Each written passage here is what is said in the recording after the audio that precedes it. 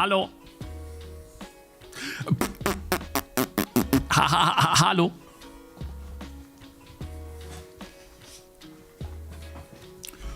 Hold up.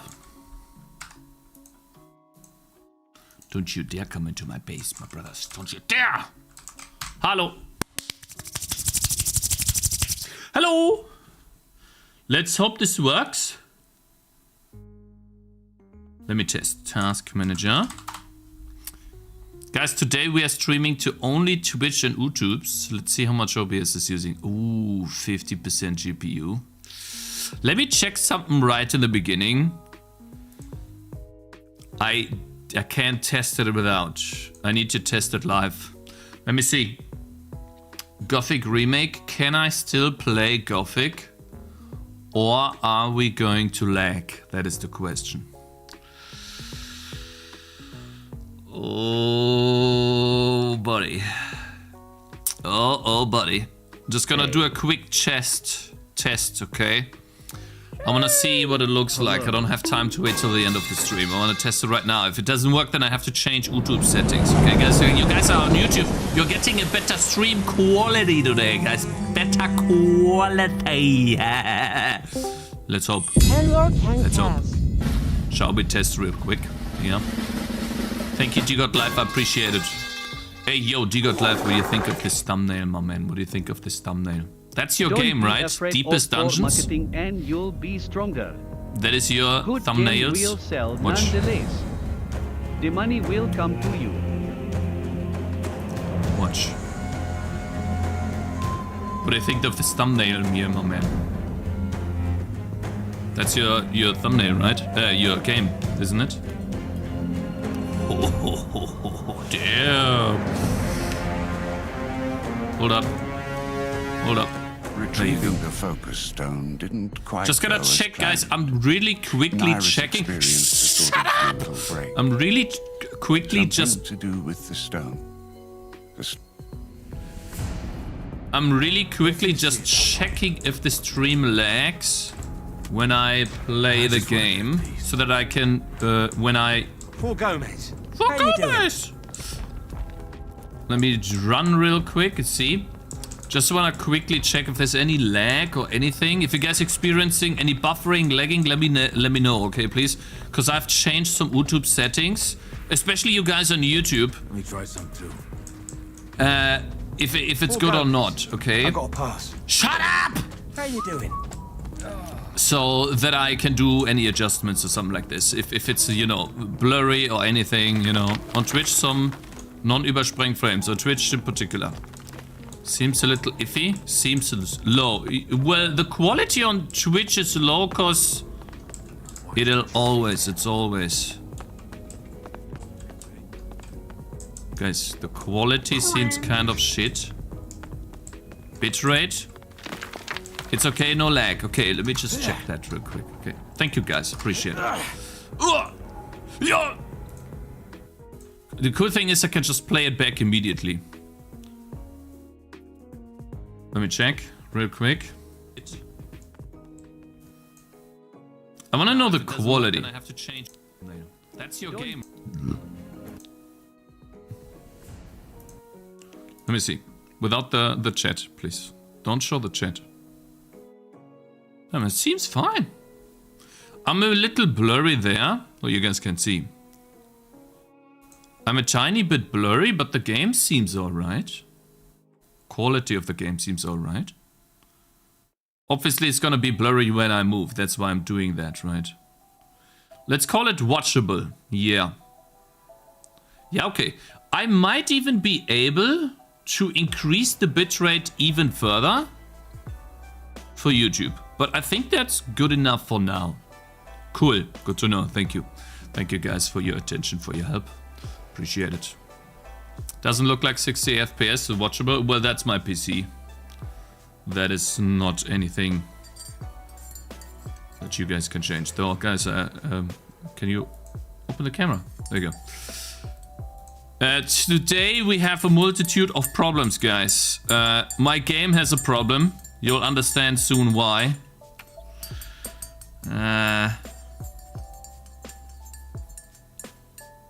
Someone was GPU shopping? Yeah, no, that was me. This is... I kept this tab open because I might buy this GPU for my home PC, because my home PC keeps crashing. Because the GPU is broken there. The memory gets corrupted sometimes and it breaks. Then like it crashes. And luckily I still have a main board from a viewer that sent them that to me. I can reuse that main board with I think 32 gigabytes of RAM, so I don't have to buy RAM. It's DDR4 RAM.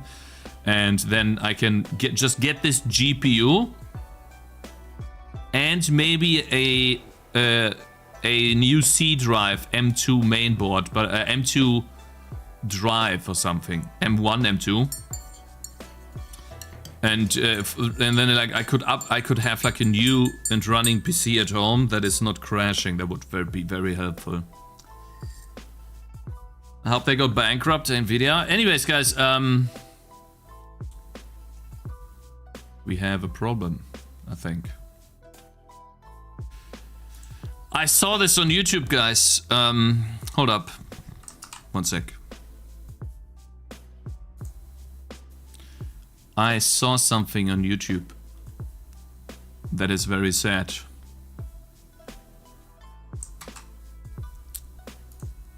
Hold up.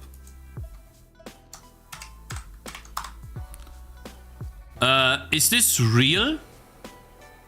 Malware detected? It's happening again. Steam may have a serious malware problem. I saw that Mecha Chameleon was hacked. What's happening there? Mecha Chameleon is one of the biggest games that came out on Steam recently. And it somehow got infected. Did these guys just sell the game to some company and then the company went and tried to steal your data or something? Let's see. What happened? Custom maps? Let's see. It's happening. I can't believe this is happening again. This seems to be quite a bit of a recurring problem for Steam as of recent. Malware in video games. It's crazy. That like is not supposed to be something that should be happening, it would seem, on the Steam platform. Obviously with Steam, it's a very good platform, it's very respected, and you would think it's very secure. And I think in so many... isn't this a Unity game? So how can... Aren't you, when you do some workshops or some games through Unity, shouldn't that like...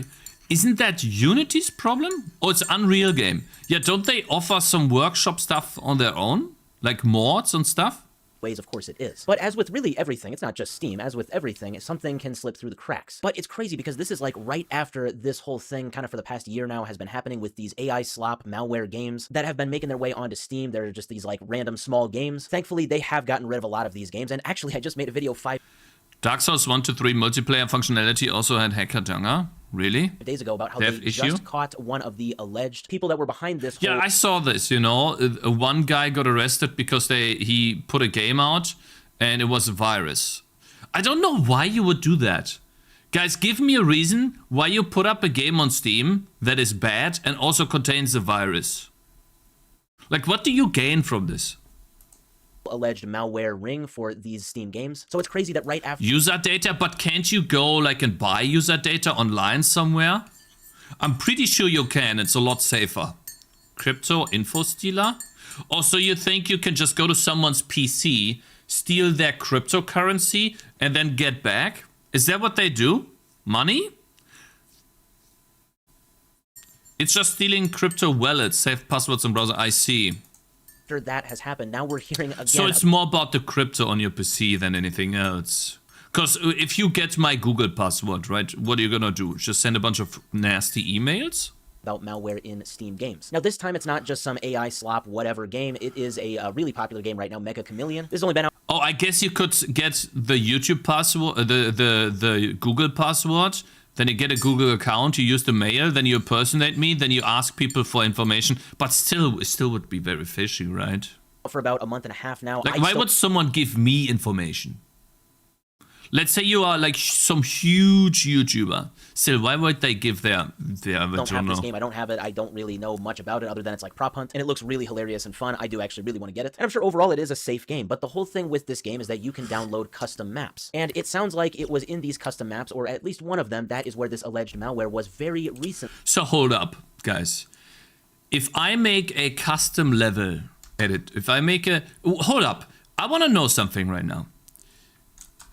In my game, in Tangy TD, a level is literally this. Assets, levels, and it's a binary file that I load from the disk, and then I interpret this blob of binary data as a level structure in the game.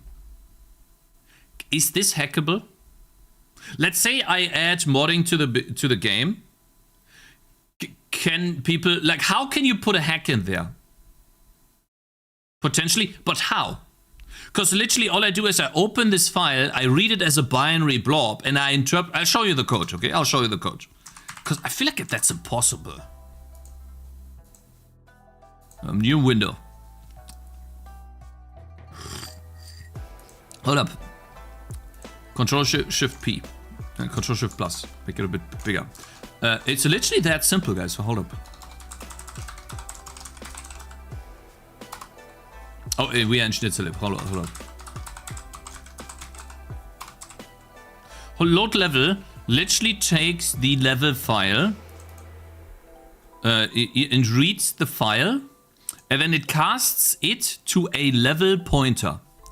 And then inside the level, the only thing that I might have is a character background that I'm reading. That could be a potential attack vector, right? Because you could put some stuff in here, a command or something. I can overflow your foliage or light array, no. So you could overflow these arrays, but I know the maximum size of 50. So you're not changing my engine code. My engine code is 50, and then it might say that I have a count of 1 million, but then the game crashes. You just get junk. So basically what happens is the loaded level gets put into a level I supplied by mem setting. And then that's it. I might save the level back to the disk, but that's not the important part. I literally just mem copy into the level, and the level is something. Let me see, load level. Hold up. Yeah, hold up. Load level, a game state level. So the game state is a structure that is allocated on the heap that holds a level structure in it. And so if you just put more data in here, I would just skip the data because I'm only loading. Hold up. Let me just quickly see. Load level. Am I copying the size of level? No, wait, hold up. Yeah, I'm copying the level size, the file size onto the level, which means if... Hold up, where's the level? If there's more, if there's a bigger size, though I'm asserting the size here, don't I? No, I would give you an error if you put more data in it. I will, if you put more data in it, I'm just doing an error. So the only thing I could see that that breaks this is maybe this character background array. Everything else gets interpreted as what this is.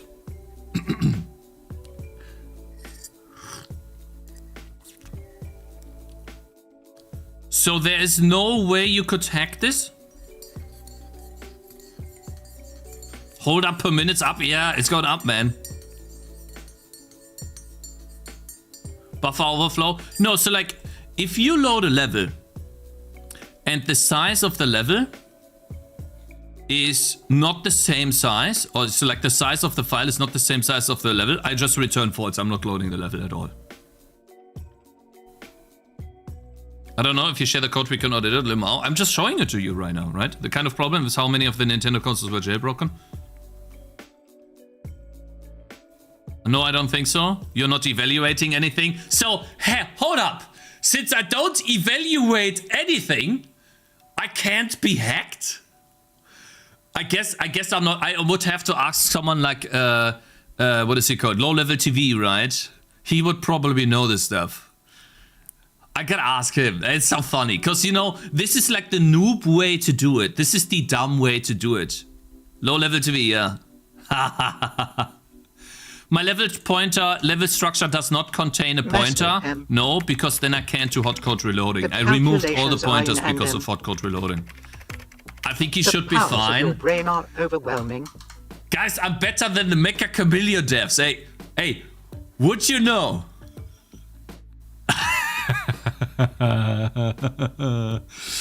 Damn, read this. Medium, malware, Mecha Camellia, malware dropped, full breakdown. How long is this?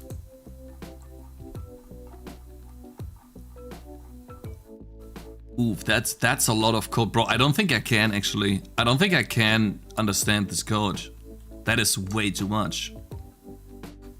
The map lays new feature. This article has now been removed from Steam Workshop. Unfortunately, there's a new article. Okay, new reminders for everyone. Only download popular workshop maps with an established player base. If the uploader has a brand new Steam account, yeah, the malware is executed when you start the match, not when you subscribe to the map. If you only subscribe to the map, yeah, cause then it doesn't load it only loads the map in the game, then it does something, right? If you played a potentially malicious map, check the following location for suspicious created files. User profile documents, temp. It's also a good idea to review your startup entries and task scheduler for anything unfamiliar. Malware commonly uses these mechanics for persistence. It is common idea to review your startup entries and task scheduler.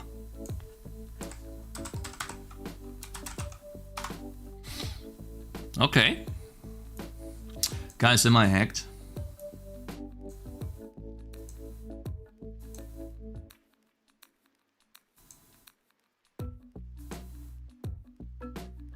Run platform experience, it's over. Helper daily metrics. Metrics. Aha. This is Microsoft stealing my data, right? Should I turn this off? Microsoft. Okay, buddy. Okay, bro. Oh, Windows is gonna be so much. Nothing? Yeah, I'm not clicking on all of this. You can't tell me I have to click on... wait, can a hacker put a malicious startup in clip? Or some... clip? Can a hacker put something in here? So basically I have to click on every single one of these. Of course. How are you gonna check that, man? That takes 10 years. I love Bruh. Cakez. Just kidding, fuck Cakez. PLA system. Aha. So I can click on PLA and I can click on system.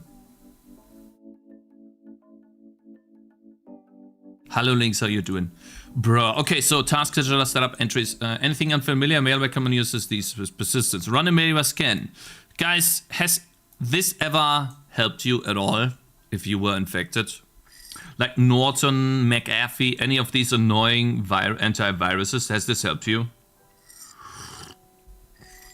I have not been running an antivirus since forever.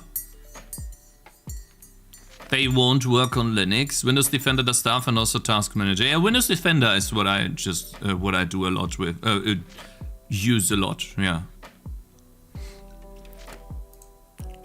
These tools I recommend are Malwarebytes, Hitman Pro, Spy Search Destroy. Okay, so guess these are good. If you discover any additional malicious workshop map, please report them to the Steam so they can be removed as quickly as possible. Edit July 25th. So that's 4 days ago.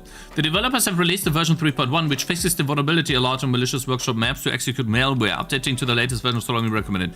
Nice! It also appears that all currently identified malicious workshop apps have now been removed from the workshop, while the immediate threat appears to have been addressed. Users should continue exercising caution when downloading workshop content, as new malicious maps could be uploaded in the future. True, yeah, okay. As always, verify the uploader player base. Edit, another edit. The previously unavailable second stage poly load. What is that? Payload steam.bat has now been recovered and analyzed. It was missing from the original write-up because the attacker server was offline at the time. Oh, so this is one of those Steam B bat files that these guys put on your system? So wait, did they literally just pack the Steam B bat file into the map and then they got it out the map when you loaded the map and then put it on your computer? That has to be it, right? Analysis of the received script shows that the second stage downloaded and installed remote access Trojan red on affected systems. Analysis of the recorded script shows that the second stage downloaded and installed remote access Trojan on affected system, giving the attacker the ability to remotely control the PC. It has significantly increased the severity of the attack as it goes beyond simply executing a patch file and providing... Damn, that's crazy. If you launched one of the affected workshop maps, it is strongly recommended that before full malware scan. Shouldn't you just reinstall your computer if you can? So like what I did in the past, I would literally just wipe my PC clean and reinstall everything. Isn't that the best option? To be sure. I don't see how like a scan will help you. Yeah, I hate the advice to run a scale. Intro, so original story. Okay, so that's actually the original story. Let me see. A couple of friends have reported seeing command prompt window briefly appear while downloading custom map. The map was being downloaded through the games. See, like when you see a command prompt open, usually that's a sign of a custom engine, right? Because that's like a noob programming it, like me. I forgot to, close the command prompt or not do that. Like, that's what would happen in my game. That's fine, but you're doing that with a Unity game? The map was being downloaded through the game's in-game lobby, and once the download completed, immediately began loading for the match. Since the command prompt appeared during this transition, I decided to investigate the files. Wait, so this guy found it? What I found was seemingly ordinary workshop map contained what appears to be a malware dropper, despite having passed workshop review. Damn, so this is like the second time that Steam let this stuff go through. Maybe they don't have that much protection when it is about workshop items. If the game is popular, then maybe they are more lenient that way. Malware can persist on new installs. Don't say that, man. I hate that. I'm writing this up because as far as I know, the map's still available and because of the technique side are worth understanding, while there are still a few parts of the execution I can't fully explain. The articles themselves are interesting. Okay. Mecha Chameleon map. Damn, that looks good, though. I would download this map, too, if I was playing this. That's a cool map. Laser tag neon, the initial symptom. A black command prompt flashed on screen. It appeared while Steam is downloading the workshop map. Wow, you're just downloading something and that's already doing it? Just as the game was transitioning into loading the map? There was no crashes, error messages. On its own, it would have been easy to dismiss. But seeing a console window appear is bad, yeah. First, look at the files. Workshop content is here. First glance, there's nothing suspicious. Asset registry binary. Preview, VDF file, package, okay. There are no executables, DLLs, patch file scripts. The pack, UCAS, and UTOC files are simply standard Unreal Engine files.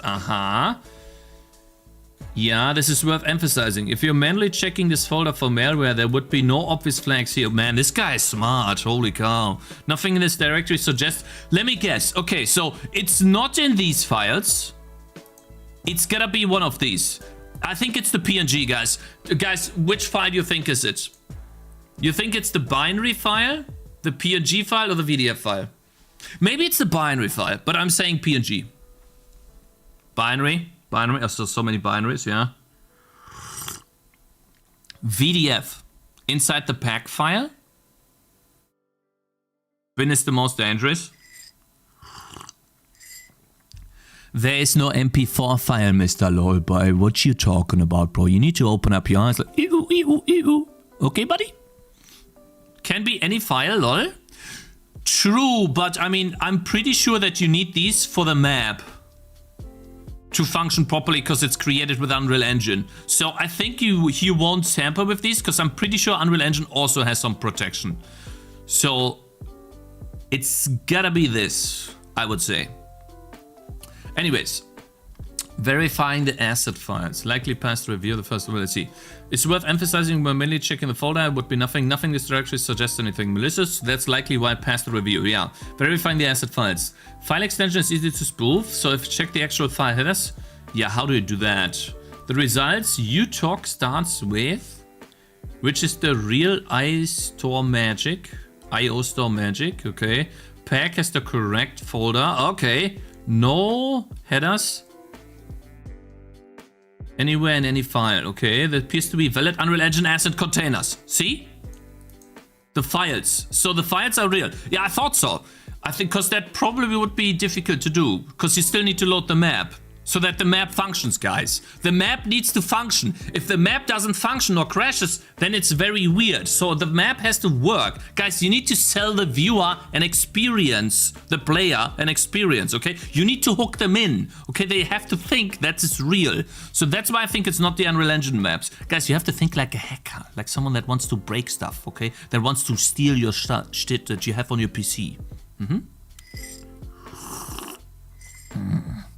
There's no standard executable in the smart behavior.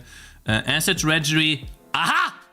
It's a binary file. This is the detail that stands out most from the entire investigation. Yeah, because it's a binary file, right? As a binary, largely readable metadata. You can open it in a text editor and see references to the actors throughout the maps. Normally, it contains exactly the kind of information you would expect. Static mesh actor. Oh, so wait, that's a text file? However, one blueprint actor immediately stands out. Map persistent level BP. Yeah, surely that's yeah. I mean, as an Unreal Engine pro, I noticed this immediately. That is not something that you put into this file. Yeah. Isn't it obvious, chat? Of course. Yeah, the classic BPRCE underscore test underscore C underscore 0 malware injection into the binary file from Unreal Engine. Classic. Yeah, I've seen this before. That's a joke from yesterday. BB ambient controller C. Its class resolves as an ambient. Okay, there are two names together are usual. The class name suggests a harmless environmental lighting related system. Lighting related? Oh, ambient lighting, I guess. Especially since it appears under the folders such as environment lighting. However, the place actor still remains the older name. Tests. In Unreal Engine, this can happen because placed actors keep the name they were created with, even if the blueprint class is later renamed. Rename the class does not automatically rename everything in the instance. Man, holy shit, we're going deep. What? This means the BPC's test name likely existed as an earlier point in their asset history. Whenever intentional or not, the older identifier remains embedded in the map metadata. What the hell are we talking about, bro? The same reference appears across the three separate maps included in the workshop item, including a new map. So he renamed an asset? Huh? Opening the asset container. Subscribe, okay? The blueprint data is stored inside the UDL oppressed UCAS container. Hold up, let's scroll up again. What is this? This one right here, UCAS container. Yeah? Yeah, chat, you still following? Reading the company you took metadata reveals that I have no idea what this is. No encryption flag is present, meaning the container can be inspected using available Unreal Engine asset tooling and compatible UDL Kraken decompression support. All 131 blocks decompressed successfully, producing roughly extracted data. The container contains assets in total, materials, measures, blah blah blah. Two of these blueprints appear to be untouched simple assets from the official mod kit containing no custom logic. So what he's talking about is that it's just a normal thing. Searching across the data reveals only a small number of notable references.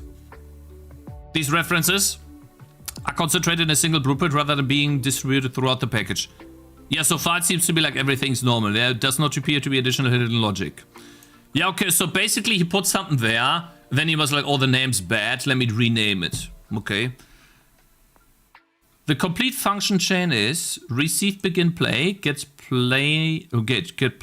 platform user direction, replace, concat string. String from JSON to file. Reverse engineering the blueprint. Okay. Despite the blueprint being named like environment lighting system, the logic doesn't appear to perform any lighting, ambient, or world management functions. Instead, it constructs a file path. Hold up. Where do you find that? The blueprint?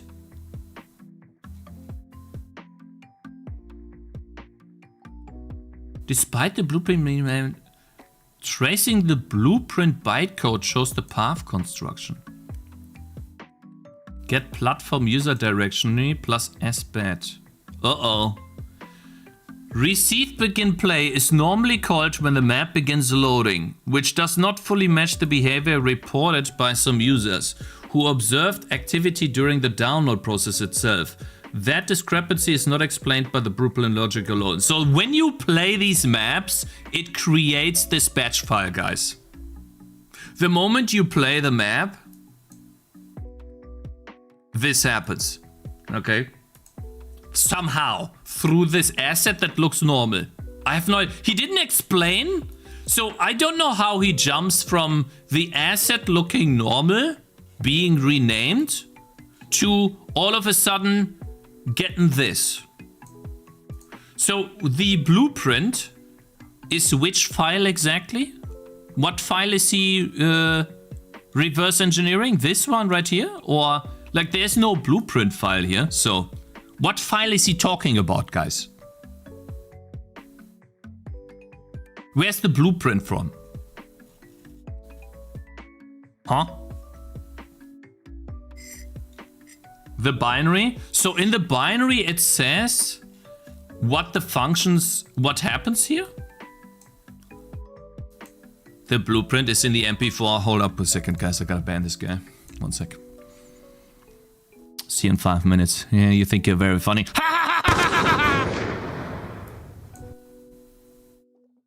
UCAS file. Fuck Cakez. The UCAS Fuck file. Priority software base. The asset container. Okay, the Am I UCAS so file. out of touch? That one. Okay. Sumo31 just subscribed, Batches. Ah, the blueprint data is stored inside the... I see, the blueprint data is stored inside the UCAS container. Hold up, someone's calling me. 1 sec.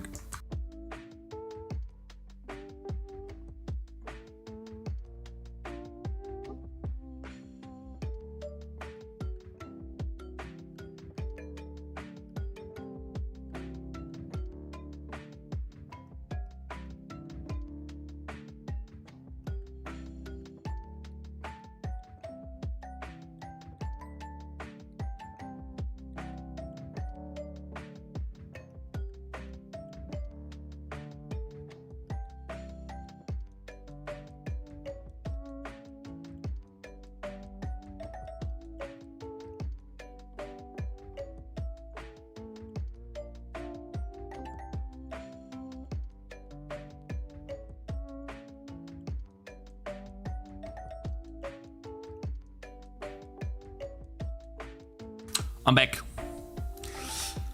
I see, so now we're looking at the UCAS container, and then it's like no encryption flag present, the container has assets. Okay, so the blueprint file says what the chain, the function chain is, right? But how does he go? Oh, I see.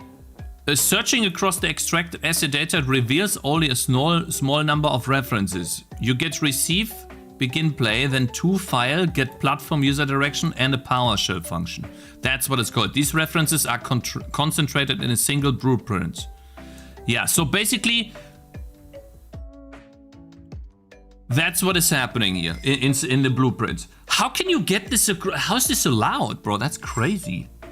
So hold up. Okay. Extracting the embedded payload. So what is the embedded payload? What file is this? Why is he not saying what file is this? A single embedded string inside the blueprint contains the following data. If not defined Z, set Z to 1, whatever that is. Start CMD. Minimize. Pretty sure that's a minimize here. Minimize the CMD. And then whatever that is, and exit after that. Otherwise, PowerShell hidden. Bypass. Some HTTP worksteam bat file. That's downloading it. It's downloading something. It's downloading the Steam B bat file. 100%. Out file. Into the environment batch, a temp file, or yeah, into temp. And that is inside which file? Which file are we talking here? Extracting the embedded payload. Is that still inside the UCAS file? The UCAS container? How can you put this into a blueprint, man? That's crazy. So you have to look into this file to find this string. And this file needs to be looked at with something like reverse engineering. You could use something like, was here somewhere? Didn't he say it here somewhere? Where was it? Like there were not highlight, man. Where was this called? Modkit? Wait, no.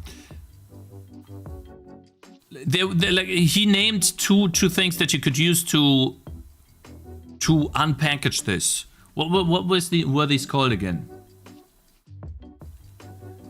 I wanna find. You look. No, it was a different name. These references are concentrated on container reveal analyzer, reverse engineering function chain is blueprint is environment, and construct rights the blueprint construction begin normally called report alone. Kraken? Yeah, Udo Kraken, right? Where's Kraken? Yeah, Udo Kraken, no encryption file. Here. So you have to use something like Udo/Kraken to decompress it to find out what's inside the file. Man, that's crazy.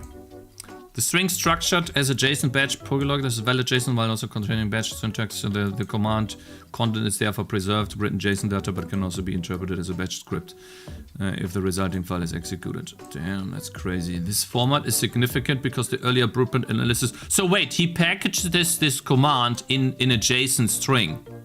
It is inside a JSON string. Yeah, he's how do you call that? Escaping the braces here, whatever. No, not the braces. Die Anführungsstriche in fucking English, cause I don't know. Man. Sorry about this. Anführungsstriche wieder escaped in English. Yeah, okay.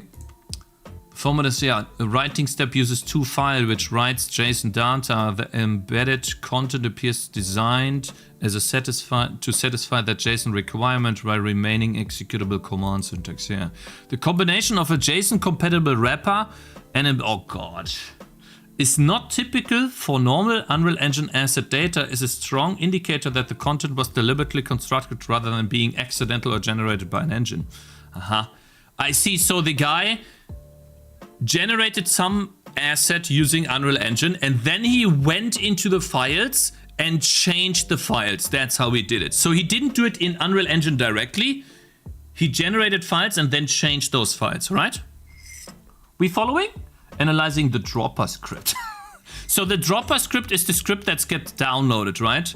The extracted script is also human readable. Oh yeah, no, that's what we just read. Yeah, I guess we read it, okay. The script uses a single two-state execution flow. The first run is Z, is not defined. The script sets the variable, launches a copy of itself and exits. Relaunch behavior explains the brief command window flash. At this stage, the script is acting as a launcher rather than performing main action. On the second run, the Z variable is already present, so the script follows an alternate branch, starts PowerShell hidden window, modifies the execution policies of the process, downloads steam.bat, yeah, hard-coded address. Isn't this how you find the hacker? Can't you find the hacker with this? Or like, what is this? Is this like some throwaway computer that, like, if I'm the hacker, I need to provide this address. Don't you find me? That could be a VPS, so like a service, but I still have to pay for the service, right? Yeah, I'm not downloading that file, guys. There's no chance I'm downloading that. It's a compromised site, Cloudflare. Also, the hacker hacked a website. Then on the website, he puts this data in. I'm not paying anything, bro. I don't want to get hacked. How about you paying it? Tell me what happened. How about you download the file, execute it, see what happens, man? Huh? Bussy? Oh. How about you try that, Mr. Lemon? Huh? I'm not doing that at all.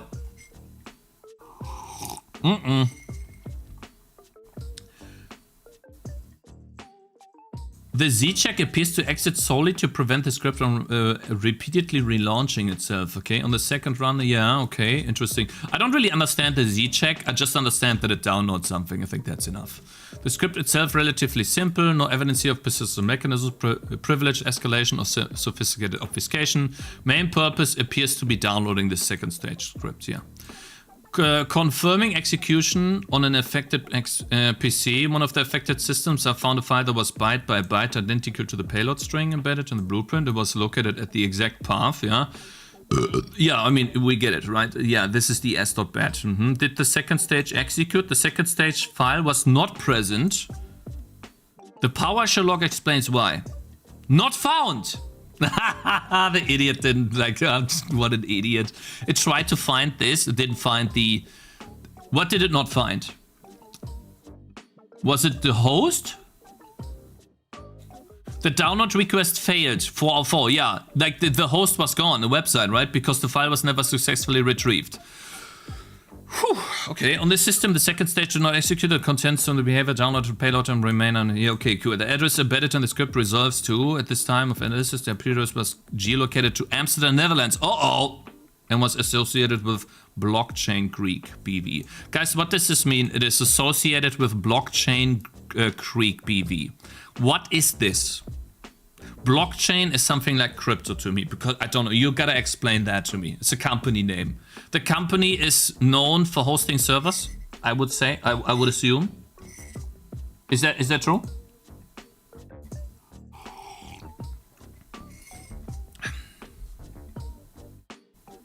Or not? Never heard of them, don't know, no, it can rent a goddamn server. Google it. Blockchain is an anonymous system, a network operator operating the anonymous system number. They own the BGSM route, a company name. Just read the next paragraph. Okay, this information identifies the hosting infrastructure used by the downloader URL, but does not identify the operator. Yeah, of course. Of the server or established attribution. The informant finding is that the blueprint attempted to retrieve an additional payload from the blah blah blah rather than containing payload entirely. Okay, analysis summary. Based on the evidence, recorded interruption should be treated as a malicious content. The conclusion is to not rely on a single indicator. It comes from a combination of several blah blah blah, workshop rollout. Okay. The blueprint containing custom logic was identified as BPRCE test, guys. Remember this name, okay? Next time you see this, run away. Don't download anything, okay? And later appeared, it's a common name. Like every hacker in the scene knows it, okay? Hack the box as an entry-level exam, okay? So remember this if you want to go there. Later appeared on the name consistent harmless environment. Okay, the blueprint executes automatically through yeah, blah. A logic writes outside the game directory, which is unrelated. Okay, written content is deliberately structured as a JSON. The script launches. Man, that's crazy, bro. This remains unknown. The purpose to find the payload. The second script was not successfully retrieved. Thank goodness. What does Team.bat do? Unknown. And I think...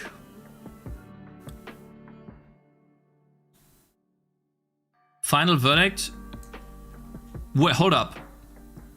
Didn't he say this at the top here? If you potentially malicious map, check the malware scan. Edit. The developers have released version 3, which is an update. The previously unavailable second stage has now been analyzed. Oh yeah, so this was the thing that allowed him to remotely control your computer. So if you did download this, then he could potentially just control your PC. Right? That's what this was doing. Damn, that's crazy. But isn't that bad? Shouldn't it like automatically get something from your PC, send it to a server, and not have him go through your PC? Because like, isn't it like this? I do nothing, but my mouse moves all of a sudden. And I'm like, what the hell is going on? Right? Wouldn't it be faster and better if like this happened? Oh, Signfinger is so smart. He's like, oh, what is this Cakez guy saying? He's so dumb. Okay, how about you explain it? If you can't explain it, then I'll ban you for 5 minutes. Come on. Fuck Cakez denting. Okay, you're gone. See you in 10 minutes. This is a keyboard warrior. That's all he is. See, that's why I will learn Next time I see this, I know what I'm talking about. And you don't, because you're not here to learn, buddy. Okay, how about you change your attitude sometimes? And instead of making fun of other people, you try to lift them up and help them learn something new so that you both together can become better and learn more together. And you become much more, much more valuable in the future. Ha!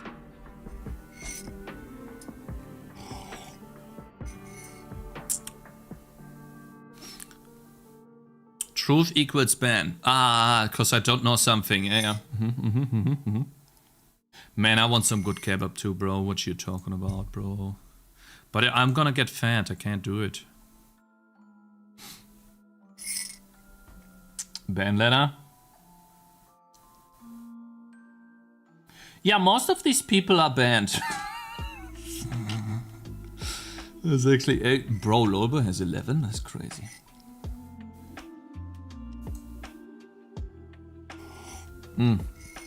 Okay. Anyways, very interesting. Good thing they patched it though. Very nice. I'm very happy. No, I'm really happy. Like this guy, see, like that's the cool thing, guys, you know? I have seen this game, I didn't play it yet because I don't have friends, but you can also play it alone, I guess. It is so awesome to see a simple concept made in like a couple of months become so popular, you know? And that brings me to another thing, guys. My game is in big trouble. I saw this yesterday too. This guy is doing the same thing I want to do, but without the base building. Look at the player numbers, guys. So we have an org problem, 5,000 plus 7,000 players on release. Look what happened. Look, does that look familiar? What did we just do? What did we just do?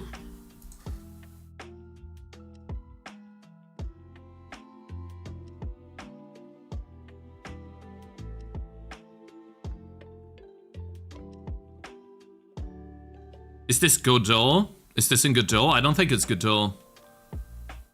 It is an incremental game about killing a bunch of orcs. I'm gonna play this, guys. I wanna know. It's Godot. I want to inspect the rendering and learn from this game. So we need to upgrade our game, guys. We managed to spawn 10,000 units. Here they are. Well, right now that's only 1,000. We managed to spawn 10,000 units. And we need to spawn more. I played the demo of this game. Let me buy the game real quick.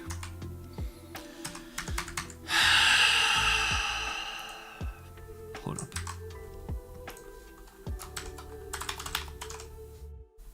It is €9 minus 10. Spawn 1 million.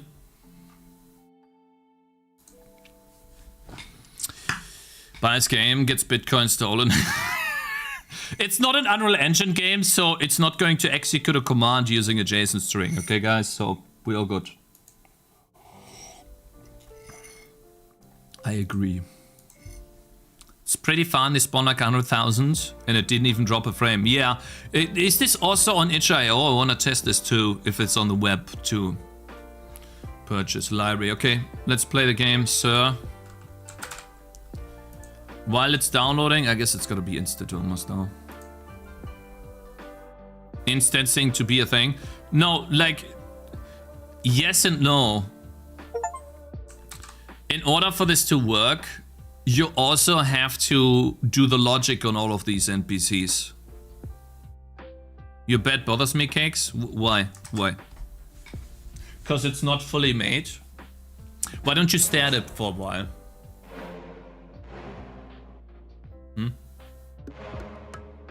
Come on. Look. How about like this? Is that better?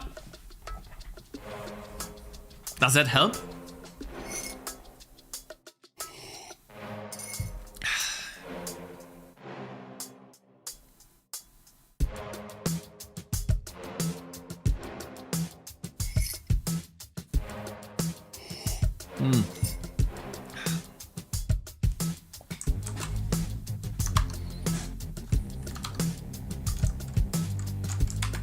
They always have the same issue with the game launching on the wrong monitor. It's gonna be here.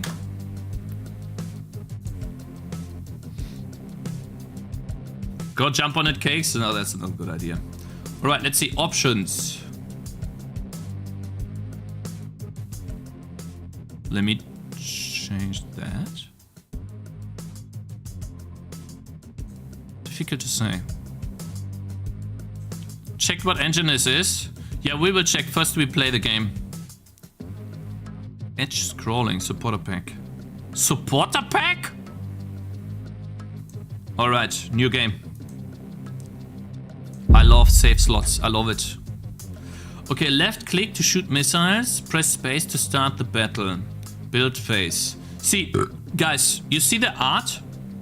Doesn't look that great. 7,000 players. The dev on this game on Reddit said we are using Godot engine, although the physics simulation rendering of orcs bullets is done via custom shaders. Working on it for 2 months or so. Just request access, you should get it instantly. So wait, they're using they're making the enemies in the shaders? The enemies all work through the shaders? Compute shaders? It looked 10 times worse in the demo, still at 1,000 players. Compute shaders. Man, that's crazy. This is 100% AI. Bro, you don't have to use AI to make a bad looking exclamation mark, bro. I think you're just being a little too harsh. Start battle. I lose. I lose.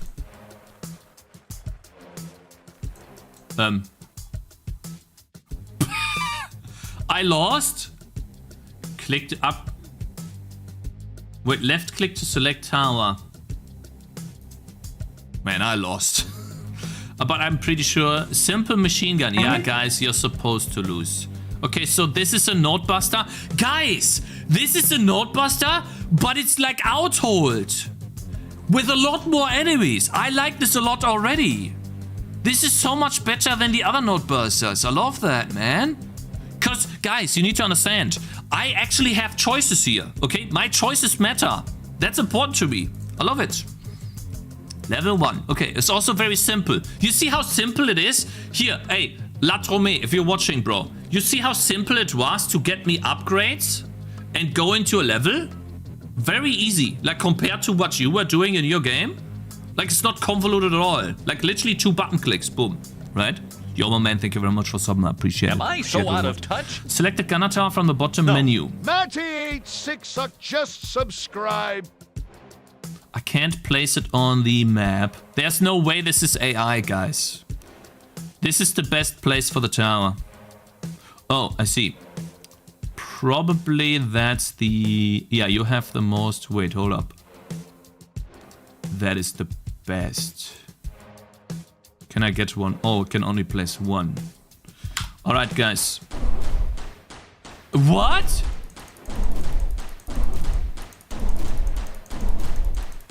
Bro, I'm losing. So these are all generated using shaders. Upgrades. We need more upgrades. Damage. Gain 3 at the start of... wait, gain at the end of the battle. That's good. And we get another tower. Health doesn't do anything. I'm losing anyway. So, yeah, okay. Oh, wait, it keeps the tower? Oh, I can move him. That's nice. Huh? What? Oh, wait. Oh, I see. I understand now. Oh, cool. Oh, that's a lot more customizability that I have. See, like, that's why this game is better than the other tower defense game that we played. Because I have so much customizability. I love that. So, like, this is awesome. That's a really cool concept. Where you shooting at, buddy? Kill him. Yes. Oh, I can see my strategy. Where are you going? Hey, why did they just... Guys, why did the enemy... Oh, Why did the enemies just split up there? Was that just some coding issue or something? Oh no, not play. Whatever, start battle, it's fine. Just gonna start again.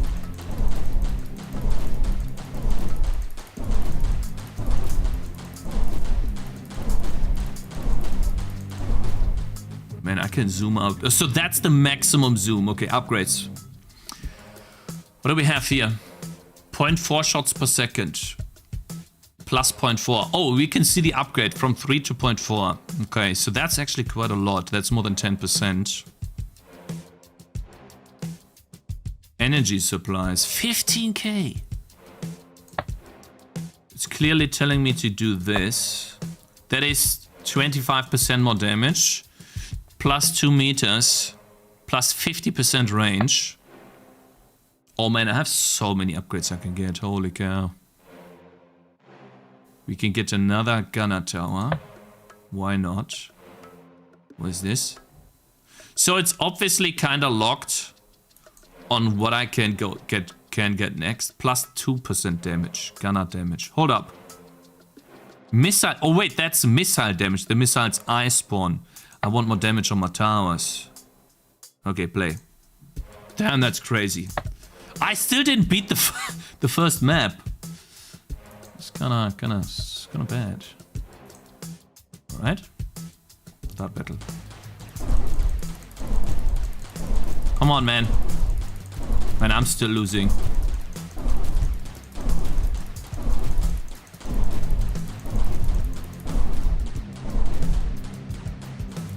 Oh, I have to click.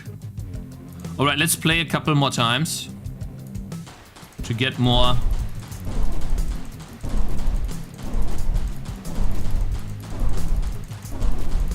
So, guys, do you think we need to do the same thing in our game to make the enemies run on the GPU? If we want to be able to have such giant battles too. I'm a very competitive person. You know. Oh, cool. Call down. So it's obviously telling me gain +3 at the end of. Oh yeah. Hold up. That's a lot. Missile. No, I want more damage on those guys. +5. Okay, we got some good damage now. Oh, look at that. Very nice play. It'll take you a long time to figure it out. How long do you want to spend making your game? Until I'm satisfied. Like, this is about learning, man. Listen, if learning how to... Here's something, at least for me in my situation. Like, everyone has a different situation. I'm in a situation where I have multiple years padding because of money. So I can take time to learn. If I didn't have any money, I couldn't do this. I would need to ship the game as fast as possible. But I do have that luxury right now to have time. So I want to spend that time learning. Because if I learn this concept of compute shaders, which I haven't done in all my time, you know, programming graphics myself. I haven't done that yet. I have touched on it a while ago, but I never really went fully deep into it. If I learn this now, I can reuse that concept as a tool later down the line. And the ability to have a lot of actors in a game that are working on a GPU is something that can be very valuable in the future. So I think, yeah, I think it's a good idea to learn it and see if I spend. Listen, it's the same thing when I had the problem when I had to learn between, when I had to decide between OpenGL, sticking with OpenGL, or going for DirectX. DirectX was something I never learned before. I didn't know how to do, but OpenGL was giving me issues. I spent a week on DirectX learning it, and it turned out to be the best thing I ever did. So you don't know unless you try, unless you spend more. Unless you spend like multiple months on months on something, doing something stupid, I think it's fine to spend like a week. I gotta be honest. I think in a week at most, I should be able to have enemies go through a compute shader like this. Shall we try? I feel like a week at most. Right? I learned DirectX in a week, what you're talking about. I already knew the concept from Vulkan. The only thing I had to learn was the code from DirectX. It was less than a week. A week later, the game was running. The game was running after 1 week. Do you want me to go into the GitHub repository and look at the commits? It was a week later, buddy. Do we have another machine gun? Yes, we do. Okay. Can't put it here. All right. Actually, like this, I think. Compute shaders for enemies, yes. So because they're clearly there's a way for my towers to interface with enemies that are computed on the GPU. Clearly there is, because we see it right here. Right, okay, we're going to look at this game in RenderDoc after this, okay? I'll play it a bit, but that's really cool. Because if I, like, there's, like, look, the enemies have hit impact, they turn white, sometimes they get knocked back, and they have a death, somewhat of a death animation, they leave something on the ground. So all of that is possible, right? Let's try and play again. I want to get some more upgrades, though. Come on.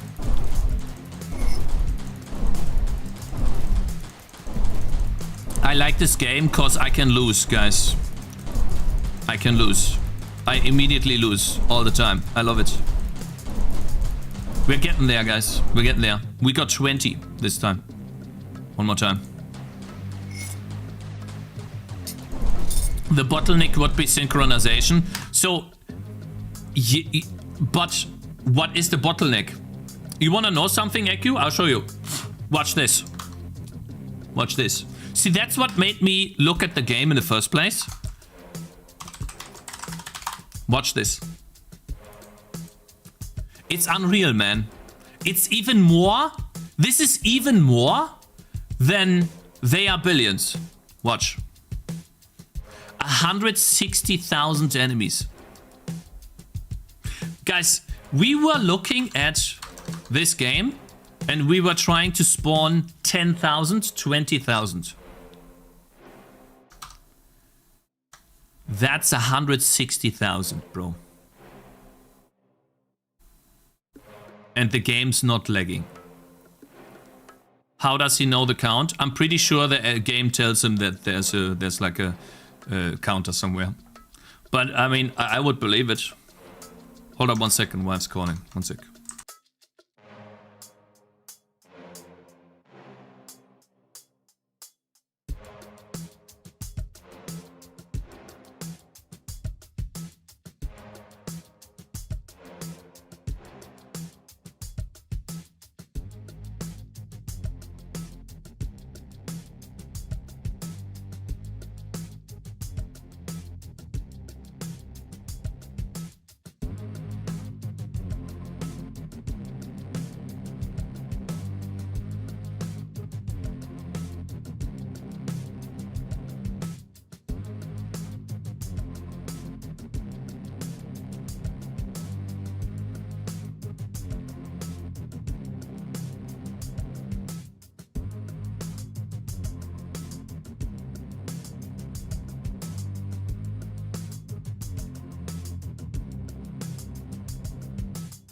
My wife calls me, she says, I almost died, there was an accident. I'm like, what?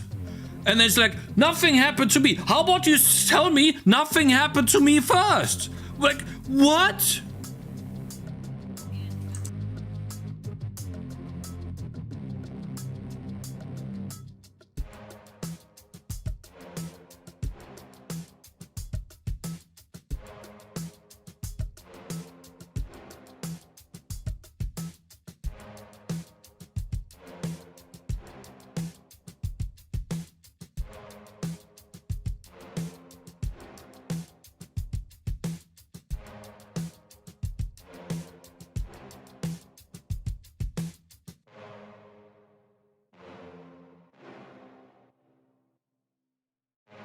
What's your feedback on the rest when you check out the passive skill tree next week?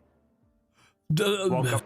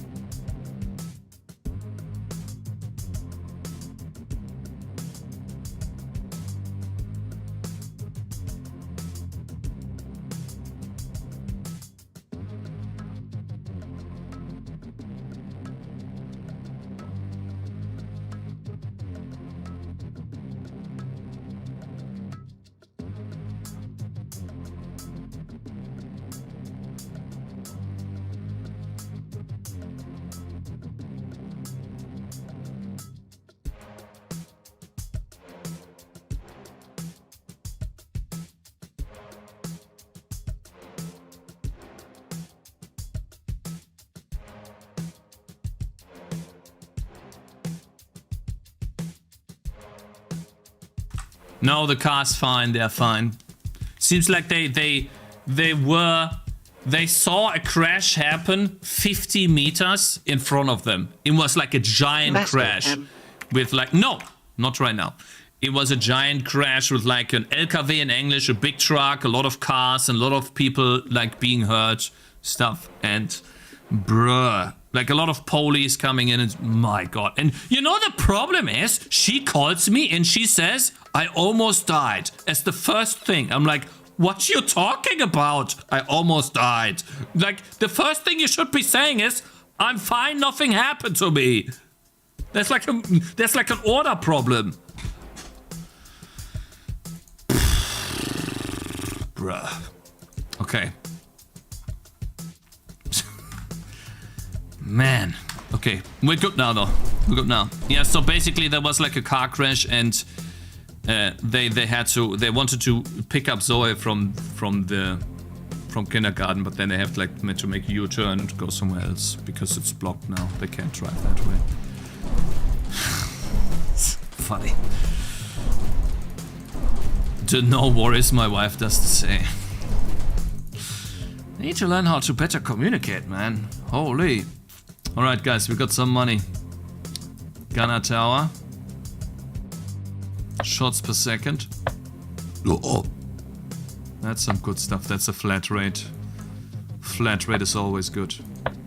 Nice. What is this? I really don't like this hand thing. Missile countdown. It's 10%, I guess. Damage meters. Nah. Nah, we got health points. Nah, we don't need that. We don't need no health points, bro. Oh, that's 13. Perfect. Play. Just checked. He had about 60k units alive at the same time. 60k units. Guys, we're gonna do this because I want to see how the game runs. I can't really push it now. I don't think I have enough time to play the game enough. Right. I don't think I have enough time.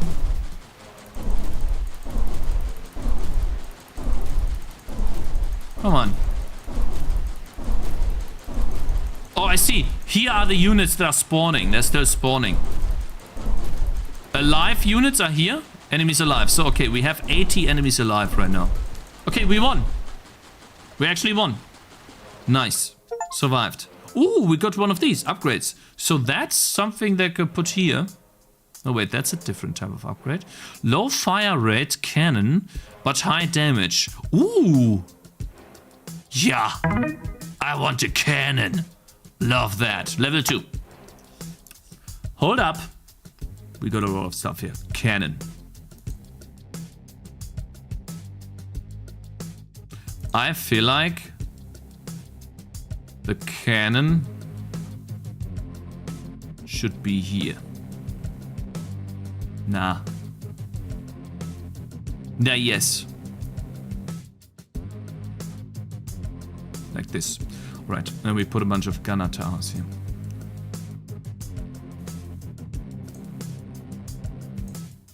It's gonna be an onslaught. I mean, that's a bad range, gotta be honest. That's probably some bad. Look at that. Okay, start battle. Shoot them all in the back. It was the wrong. Oh my god, it was in the. Oh no, they come from the bottom. Can't be serious, bro. What do you mean they come from the bottom? Hold up. Play again. Yeah.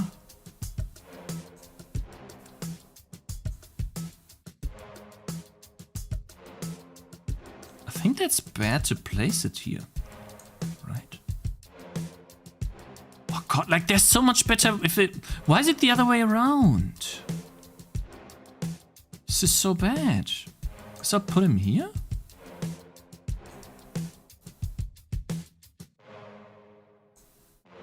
Man, I really like this. I wonder how he's doing the collision on these things. Like, I can't put this thing here. It's like a balloons type placement system. You know how long it took me to be able to place units that way? Properly? I mean, I guess I'm bad, but still, man. Reminds me exactly of balloons. Bird face. Yeah, I'm pretty sure we can just... I don't think that's a good place for this guy. But okay, fine. Start. We don't need this. Hold up. What does it say again? Click on the selected tower. Drag, move the tower. Remove the tower. Hold shift, remove all at the same time. Remove all towers. Pan camera. Zoom. Okay. Yeah, I'm not using this. I hate clicking. Like, I'm not gonna be upgrading this at all. I hate it. Play again. Just gonna farm some of these upgrades. So far, it's only 300 enemies, so that's something you could do on the CPU too. The cannon tower is terrible, by the way. Just saying. Upgrades. It's easy to do in Godot. Gunner fire rate, 42. Gunner range. Let's get damage on those gunner towers. And shots per second. Alright, let's continue. Shots per second. I mean, the cannon is not that great, not gonna lie. Alright, one more time. I like that for some reason in this map, or in this game, I like that the towers stay. But in this other game, the tower battle, I didn't like that the tower stayed. But it's also, it was so much easier in the other game than in this game. This game is much more difficult. So having to set up these towers... Man, I'm smashing the enemies. Holy! Look at all of the dead units. So, guys, this is transparency, multiplicative blending, or normal blending. This is not additive blending, but normal blending. Play again. What is play again hotkey? Doesn't say. I feel like R should be play again.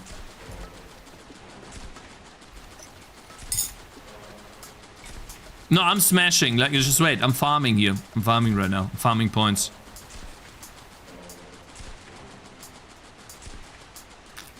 Half the game logic is implemented as compute shaders, Limao. Really? Alright, let's get some upgrades. I want to get the fire rate on these bad boys. Oh, that was not very good. Plus damage.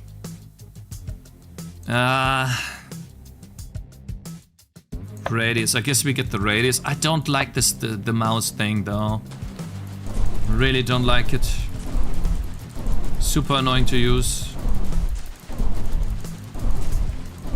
I hate it.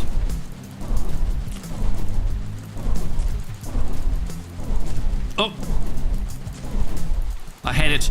It should be on holding mouse, not on clicking. I have to click. It makes me mad that I have to click. Yeah, we lose. Play again.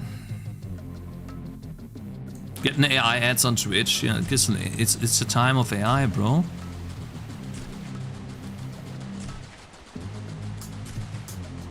For performance, you need to do everything you can on the GPU. Well, yeah, if you don't have a graphically expensive game, like a game like Gothic, Remake is not gonna work on the GPU entirely, because that would be too much work on the GPU for both the graphics and the gameplay. Alright, upgrades. Do we get some good stuff for our gunners here? Because they... Gunner damage. Oh, that's already max. Oh, gunner fire rate. Yes, please. Yeah, play again. I'm pretty sure we're gonna win this time. Because of the damage and... Oh, yes. Ha ha ha ha. Look at that. They can't even get past me. Oh. Hold up, actually they can. Don't mind. Oh mind, they went past. Okay. Though I think we will win, right? Yeah, we do. Wow! Survived! Play again.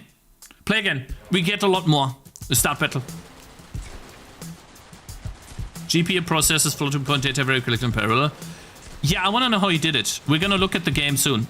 The rendering. I need a bigger map for that. I think I'll have to play this game again just to see. That's really good. I don't have to do anything, right? I can just win every time. Guys, I hate that. Oh, I only get this one time only. Fine. Shots per second. That's crazy. Range for the gunners. What is this? Gunner tower. Another gunner tower. Guess more range. I'm going for maximum gunner towers, guys. Okay, so now we have a big... Oh, I like this map. Guys, this is pixel art and he's able... Oh, he doesn't even have a shader that makes the pixel art smooth. Man, guys, look. This is the maximum zoom out I can do. Holy. Alright, so wait. The enemies come from here.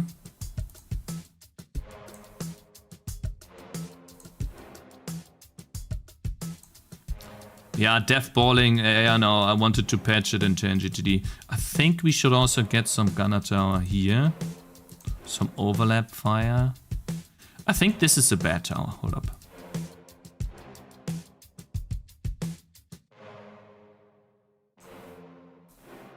I love this mechanic of choosing the radius like that. This is so cool.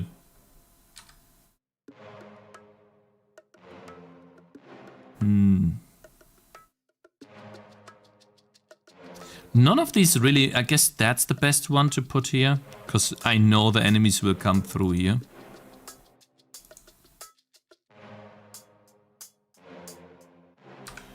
I really don't like these cannon towers though.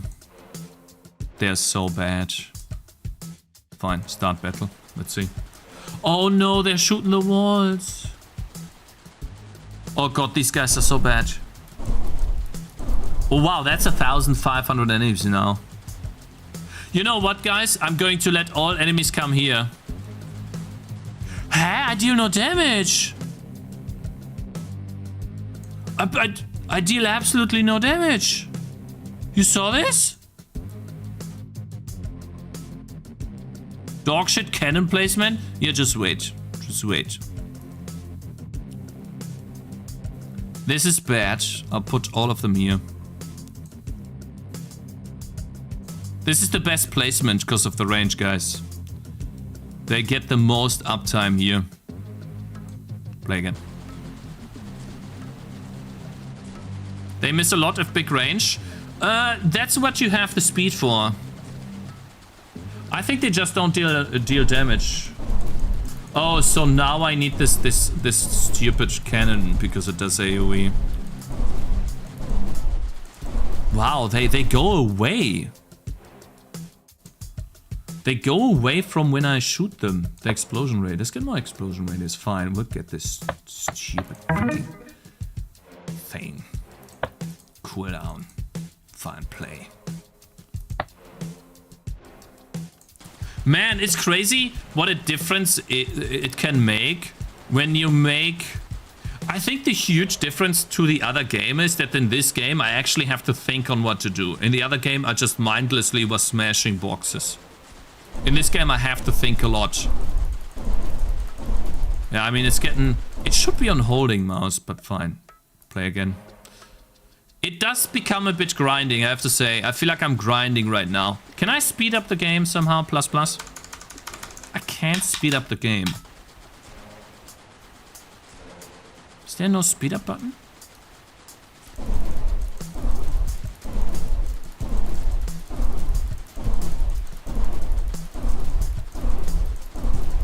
I use flow fields too. Yeah, flow fields are great. We learned that yesterday. Oh my god, that's all I could do get. Fine, more. How many levels are there anyways? I can see though why this game is so successful, guys. It is really fun to play. And you know what, guys? I want to have something similar in my game, but you build up a base. You build up a base and then you have a lot of enemies approaching and they all die to your base. And so you can just build up this massive base over time. That's what I want to do, you know. But I also want to have these giant enemy swarms. And that's exactly, you know, why I've spent so much time making them efficient, because I want the player to have the fun of killing a lot of enemies, while at the same time having no performance. Bad placement. I can't make the placement much better, bro.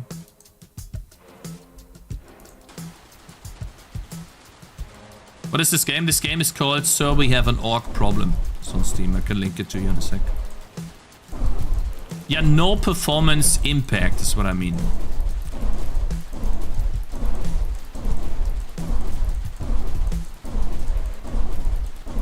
Man, this is so smart. Alright, upgrades. Choke point, a tail of 9.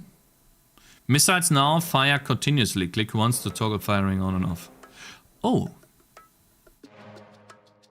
That's actually nice. Damage.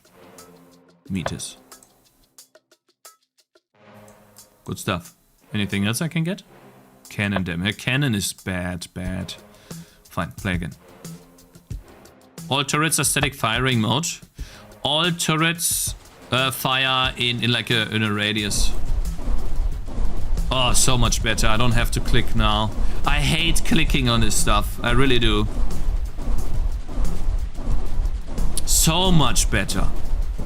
Oh, yes. Choke point at the end of 9. You mean here, in this position, where they all go to, like, I make all turrets fire to the left. Where your mouse is, that's where I put all turrets here and fire in this direction. I think this is better because I have more range. To be honest.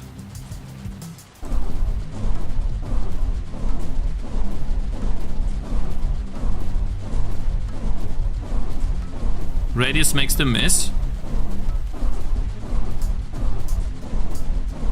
Yeah, but how many? I guess I could see that. How many missiles are actually missing though? I guess the top turrets miss a lot. Yeah, these ones miss a lot, right? All right, fine. I'll do this. I will make the fire rate a lot smaller. The radius a lot smaller on these. Right? I'll try that.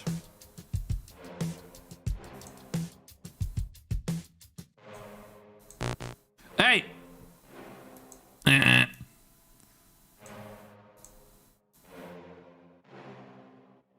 Yeah?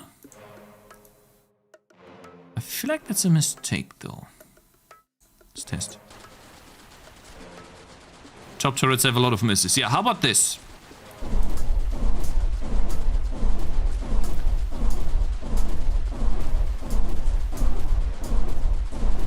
Oh, that's a lot better. Look at this, guys. Hold up, the bottom turrets miss. The bottom turrets are missing. Now the bottom turrets need to be adjusted. The top turrets all hit now. Yeah, okay, we'll adjust those two. 88, guys. Okay, play again. We need to adjust these a bit up.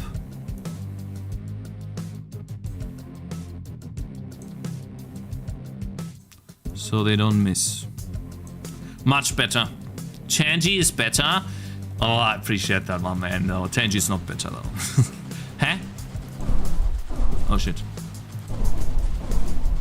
Worst placement. It's not the worst placement!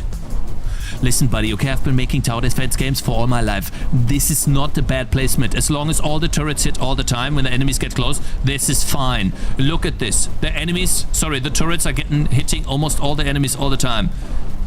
It is good placement. You are wrong. Look, barely any enemies get past. We just meet more damage and we win. 91. See? All right, let's see. Penetration +1. I really want to upgrade the gunners, but this is also really good. Missile cooldown. Damage. Oh, it's so expensive, bro. Holy. Let's get more towers. Oh, one more tower. Damage. Yes. Hold up. Cannon tower. I'm not convinced by the cannon tower, I gotta be honest. So let's get a penetration. Let's see. Play one more time. You can get auto-firing option for missile. Yeah, I have. I already did get that. Oh no. No, I didn't. Oh no, I didn't place it 2 towers ago. Holy, I'm doing a lot more damage now. Look at this. Yeah, this is the best spot to put the missiles on.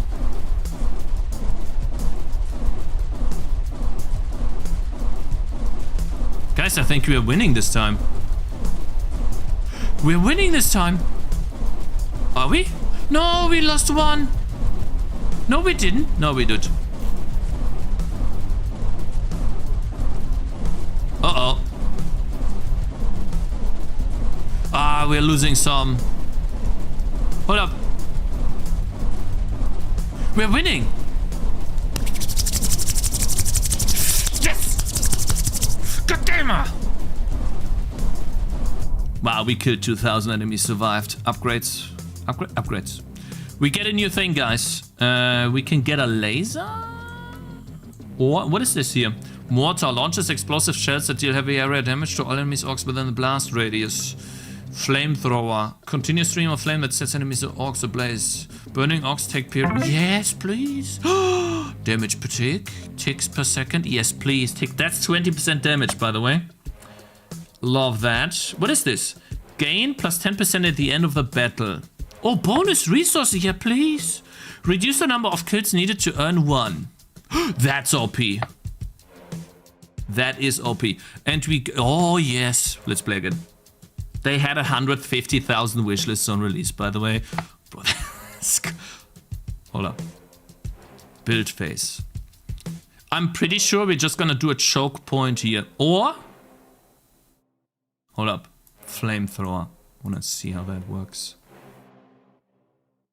Now the enemies are gonna go here and here. So I'm pretty sure the best... Oh my god, that's super small.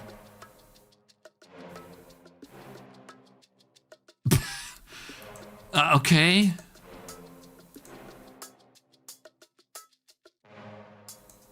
Let's try that.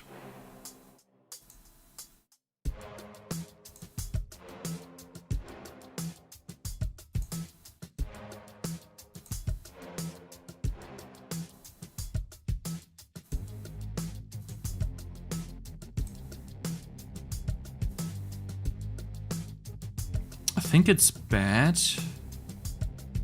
if I put them here.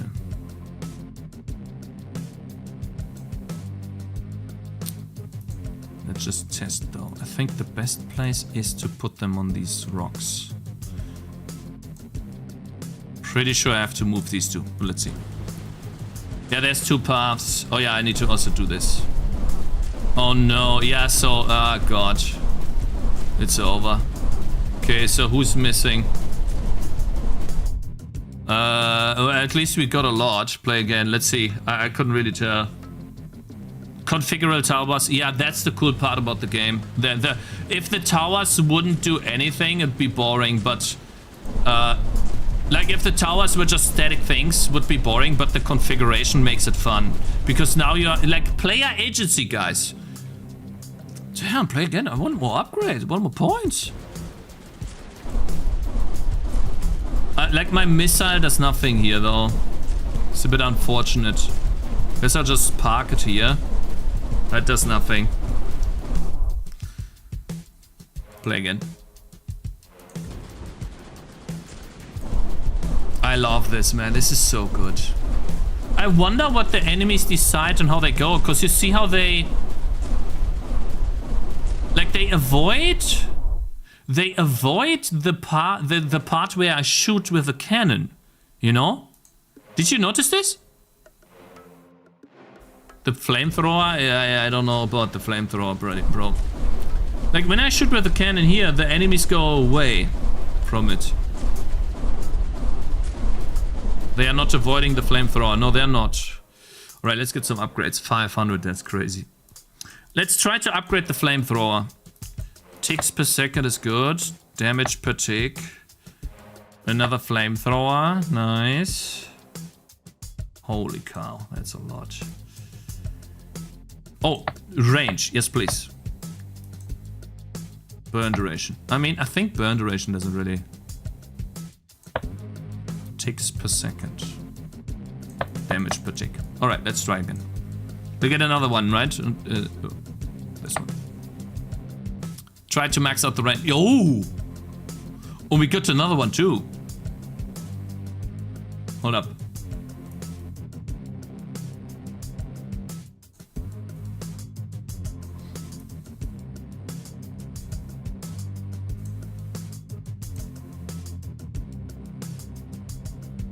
If they are already burning, then it doesn't really matter, right? The flamethrower itself does not do damage. The flamethrower just applies a burn. I'm assuming they don't die from it though. Yeah, like if the enemies were to die, that'd be great. But they don't. So I guess I'll just wait. It's just a random movement. They're not smart at all.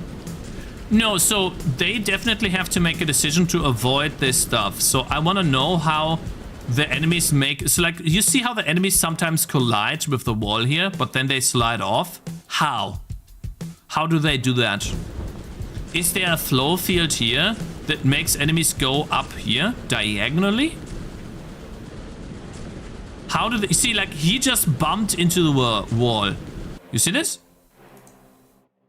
Looks like a water simulation. The walls use voids too. Yeah, look how they bump into this. Or is the goal of all of the enemies to go here in the middle? And then they just bounce off. Let's see. This is a good one to look at. So I guess they spawn all here. And then when they get hit, they try to avoid the part where they hit. So they go somewhere else.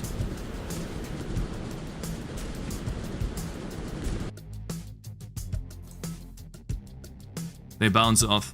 Random walk. I don't think it's random.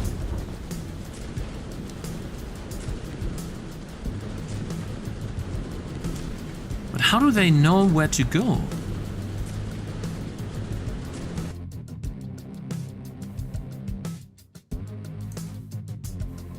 How do they know that? Man, it's crazy to see that such a game is made in Godot, bro. My god, that's crazy. Isn't like a normalized vector of the angle they hit the wall with?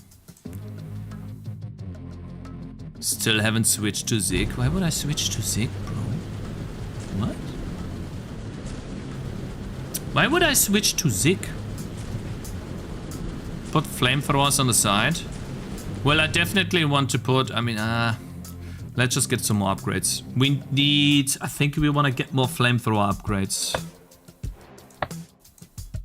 Got a couple more. And we could go for more radius, but I feel like we just need more ticks. Just play. One more time. Let's see. So now we can put double flamethrowers here, and this guy will just shoot in this direction. So now we have 2 on each. And I can place even one more here. Let's see. Surely this is enough to kill them, right? It's not enough. They still just run past. I deal no damage! It's simple A star with bouncing when they're getting hit. I think there is an avoidance thing that makes the enemies go in a certain direction when they get hit. Yes. Flamethrowers game. Yeah, I think the flamethrowers need more damage right now. And then they are useful. Right now they are not that useful.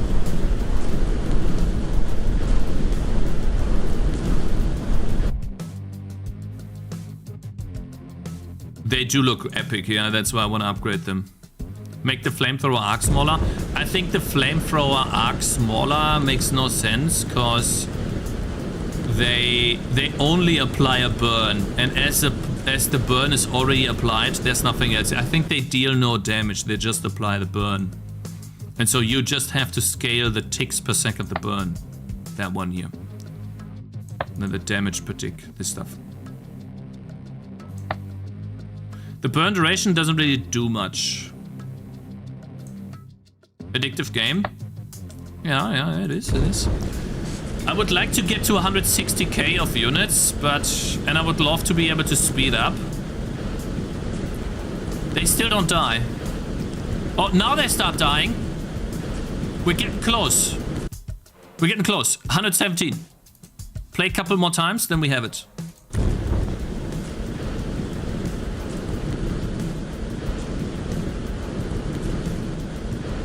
Adding punish to the player? I don't think that's a good idea. Sorry. Because balloons adding... Think about balloons adding punish because you add 2 dart monkeys next to each other and then they hit each other. I don't think that's... that's not the type of game where you want to add something like that. I feel like you could experiment around with this in a game where you play a hard mode RPG, something like this.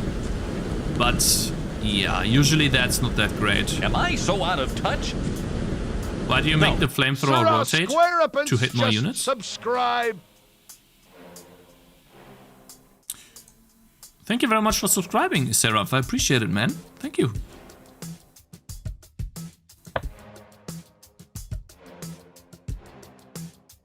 And I need more. Let's see. Reduces the number of kills needed. Yes, please. Alright. Do again. Play again. You're losing a lot of uptime. You think I should just make the arc a lot smaller, like this? You sure about this? Yeah? Fine, I'll try. Start. I feel like it wouldn't matter at all. But okay.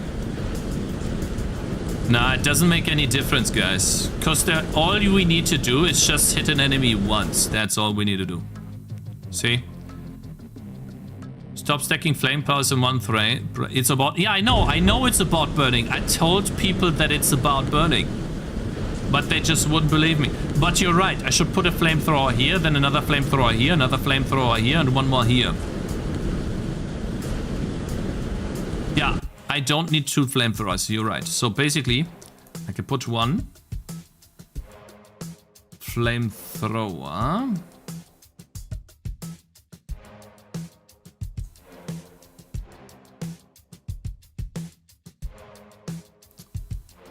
That's a bit annoying.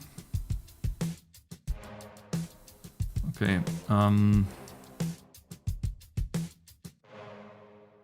I want to put one right next to the start. Like this.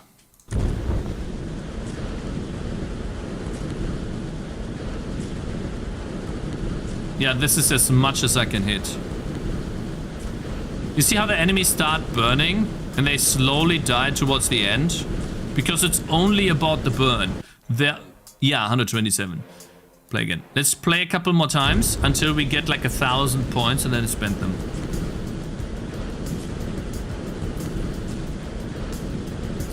Hitting them earlier but pointing them to the left. Oh sure, that could be done, yeah. Really needs a time skip. You need a speed up for sure. A speed up would go a long way. And I'm pretty sure the GPU could be... Like, the thing is though, if you have compute shaders, I don't know, can you do a speed up? You need to run the compute shaders... Like if you do a speed up of 2, the GPU needs to do 2 iterations in the same time. You can't just increase the delta time because then the time step becomes bigger. You need to do this. You need to do the same time step, let's say of 1 divided by 60, but you need to do 2 steps to have the exact same result. So I guess it would be possible though. play 2 more times. Yeah, we'll see. Let's see. Actually, task. Yeah, I mean, right now, the game shouldn't do anything on the GPU, right? Let's see. We are looking at 5%, guys. OBS is using 60. Great. Play again, one more time.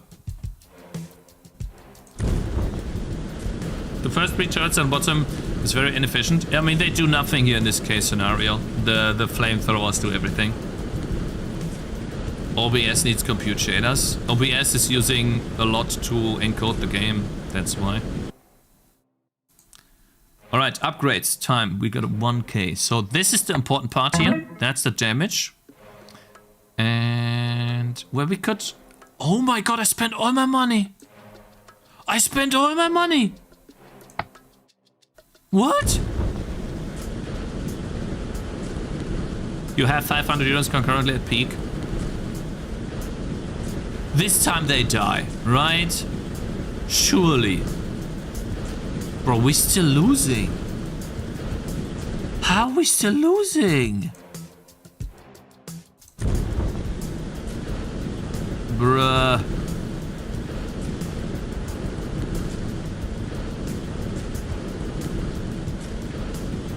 Oh my god. Okay, I guess I'll do this. I'll make sure that there's more enemies at the bottom that die. Because that's how I lose. Play again. Fix the gun. Nah, I'm lazy, bro. I really, like, this game makes me lazy. I just wanna, you know, relax. I think we're good. We're better this way if I just, you know, chill. I'm too lazy, bro. Look, we got 160 this time. Flamethrower is a helper unity. I don't think you can win the level with it only. You say that, just wait. Okay, just wait. Couple more minutes. A couple more points.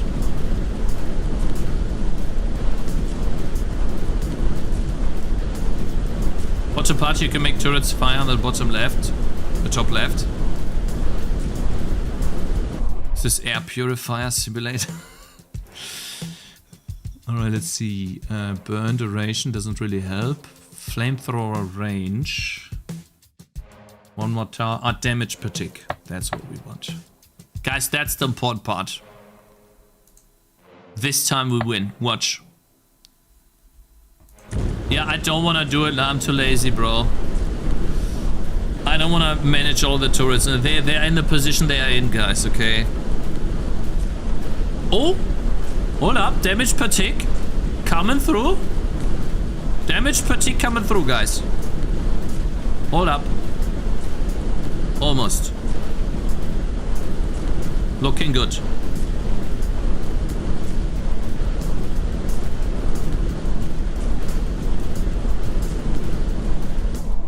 $175? Tangy TD is so bad. By the way, if we complete the first level again without losing health, we get a rare upgrade, Cakez.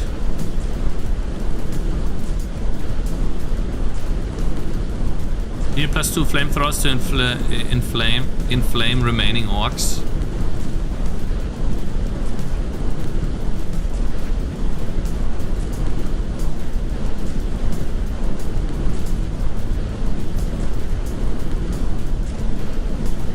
Okay. Guys, we are almost winning. It is so close. Play again. Starting with an insult work. Oh, so because I want you... Oh, so I see. I get it now. So you started to insult me just so I read your message that I get a rare upgrade when I replay the first mission. Should I ban this guy or should I mod him? You got it. Are you rage baiting? Oh, so you think you can do a better job, bro? Then place the towers better. Okay, just wait until I get my upgrades until the flame towers, and then you'll see how they all destroy the map in one place. Just wait, man. You playing bad on purpose? Listen. Okay, I've made tower defense games for all my life, okay? I know how to place towers efficiently. The towers are placed in good positions. It's like people telling me to put the flamethrowers next to each other. They don't know how the burn works on the flamethrowers, but hey, you know what to do. Then download the game and make it better, man.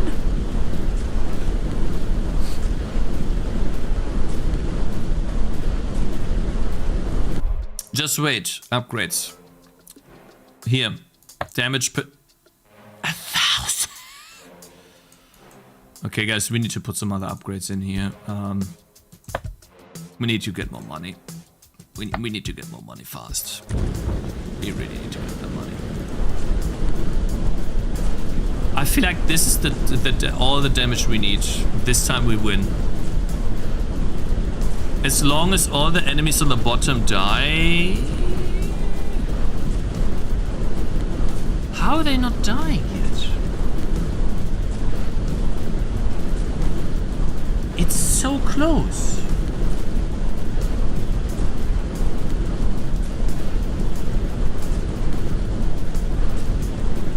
It is so close. We're almost winning.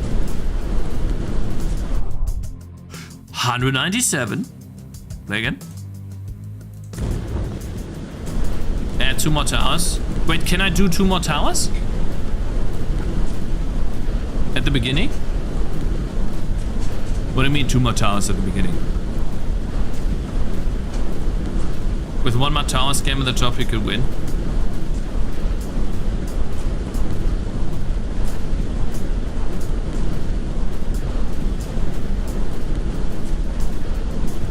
I mean, the top is close. The bottom too. Like, we're getting there. Like, they're dying. But, yeah, okay, so now the top is getting overrun.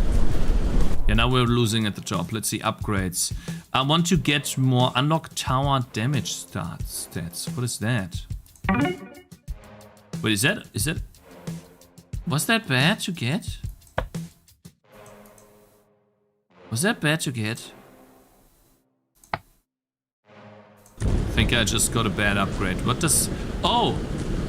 I see, so now I see which tower is doing the most damage. Holy cow, my Gatling gun is doing incredible damage. Hold up, no, the flamethrower... Actually, no. Yeah, the flamethrower is doing the most damage. I told you guys, the cannon is dumb. It's so bad. Look at the cannon tower, guys.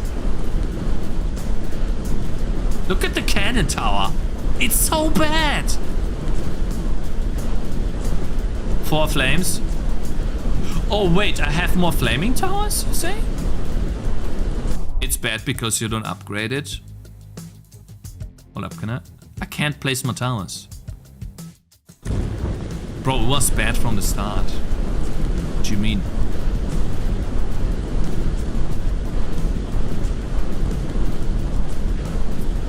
It's poorly placed. It is literally placed. Like, it shoots only 1 bullet and it doesn't even pierce. It doesn't even do... I don't think it's badly placed. Like, it shoots in the middle of the enemies.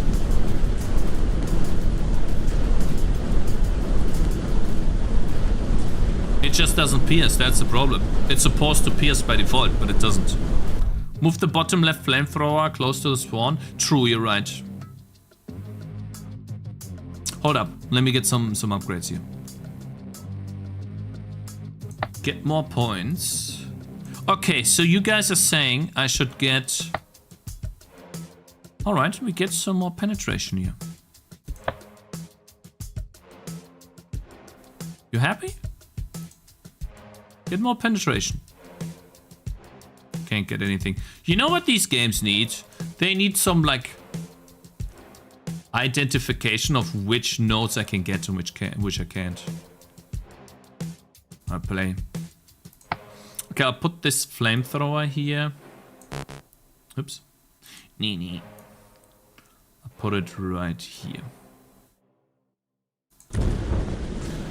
You know what? I should have done a better job. Next time though.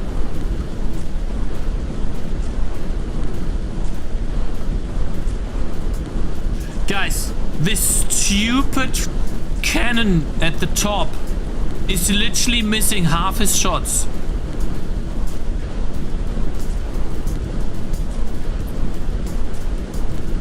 Literally shaking resource icon if you can buy it. Wait, there is? I didn't notice that. Damn, look at the difference between the flamethrower now and before. It's heavily winning.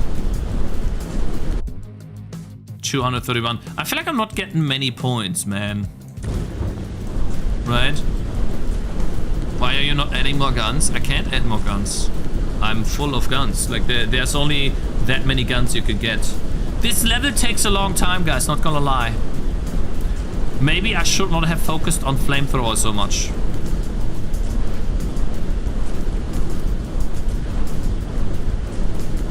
Uh-oh. Uh-oh. We lost. It's over. Oh man, I did so bad. They're movable between rounds, yeah. So, guys, where would you put the... Nah, they're in a good position. Maybe here? Maybe do this? Because I know that there's a lot of enemies going here.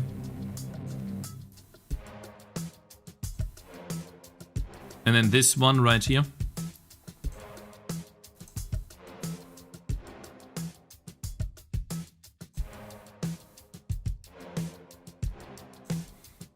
This one is already good, guys.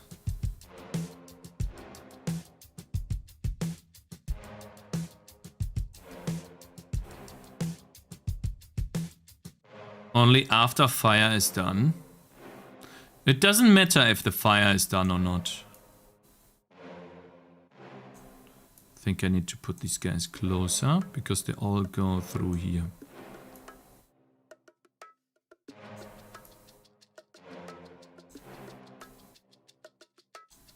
Okay, so that's gotta be better.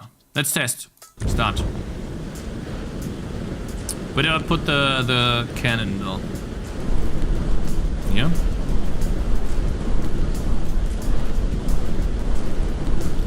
Doesn't seem like it's working much. Or? Looks okay, I guess.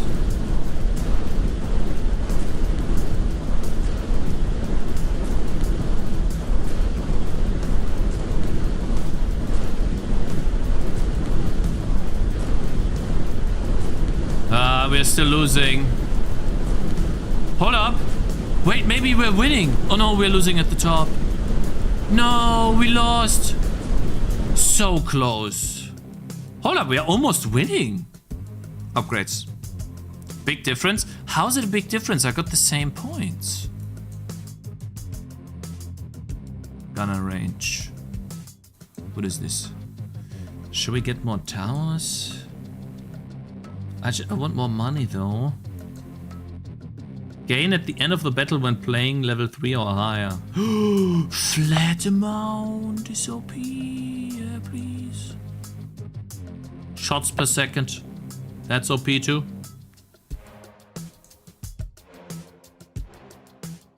I have no money. We're gonna play again. Buy more towers. Buy more towers. We'll start.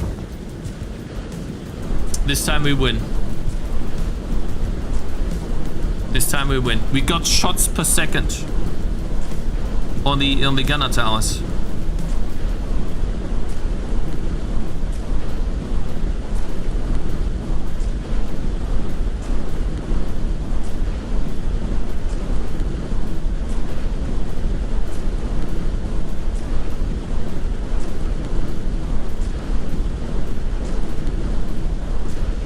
Curious about the pink upgrades.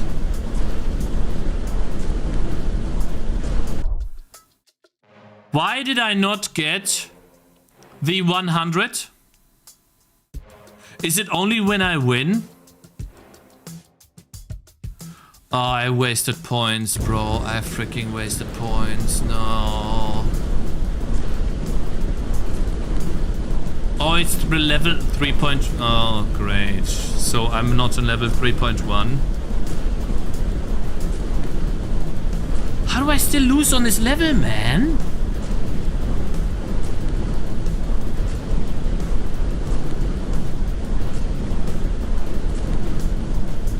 Alright guys, once we beat this level, we're going to inspect the game, how it's done, how it's doing it, okay?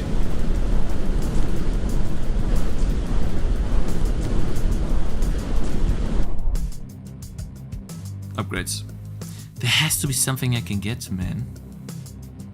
Explosion radius, cooldown, penetration. I feel like this is so bad. Cannon range. They're all bad, these upgrades. Okay, we're getting another tower. We get more damage. I guess we get range. Okay, fine. Maybe we win now. Get one more tower. Where am I leaking the most? I suppose here, right?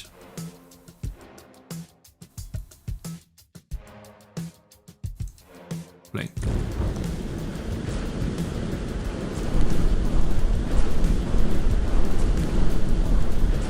Maybe now I'm leaking most on the bottom though. So far we're winning though at the bottom, that seems okay. And that's a lot better. Damn, it's close. The gunner and flamethrower tower, they're both winning close to each other. Actually, the gunner is winning now. Wow, what a difference. I could have had this so much earlier. Oh, we're leaking now. Hold up, we're leaking at the bottom.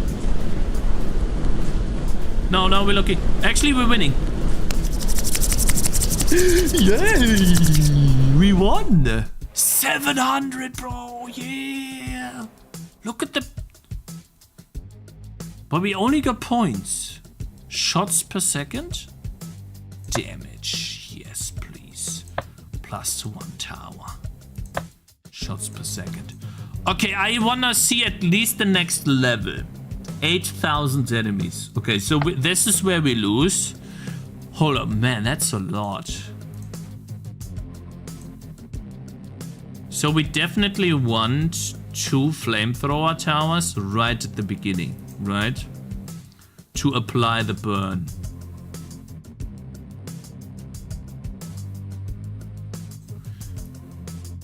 There you go. So now the enemies are burning. I'm pretty sure by this point we wanna burn them again. Hold up, where they need to go? Oh wait, they're coming from both places. They're coming from here too. Yeah, so we definitely wanna burn them in this choke point as early as possible. Now it's difficult to say where they go. Some I guess would go here. That's really difficult to tell. Putting a flamethrower at the end is kind of bad, though. I guess I'll put one here. Alright, so now about the gunner towers. Where do we put them? Gatling guns. I would assume that putting gunner towers here and shooting in this vicinity is a good idea.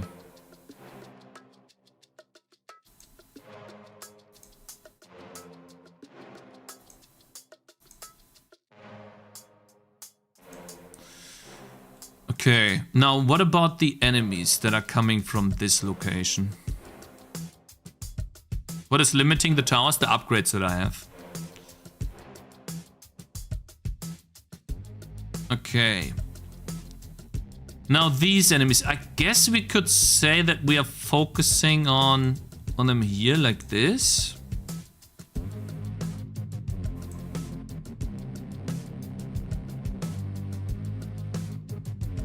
Maybe that's a bad position to put them. Like, I would assume they go here. I'm assuming now. Not sure if I'm correct. You know what? I'm just gonna put another one here. Trying to get a kill zone going. Yeah, let's just focus our efforts here almost entirely. Don't know how many they're coming, but that's a huge start, so I would assume there's a lot of stuff coming this way. Now, this stupid cannon. Fine, we'll put the cannon here. There you go. Start. Okay, okay. Man. They're all going here. Oh, so this one's useless? Funny. Ha ha ha ha ha. Ha ha ha ha ha. Toll. No, this one's not useless. These are they are useless, okay. Alright, and it looks like the enemies tend to go here. Play again. So we'll move this guy right here. Hey, no. I just want to put that here. And then these two towers go here. No.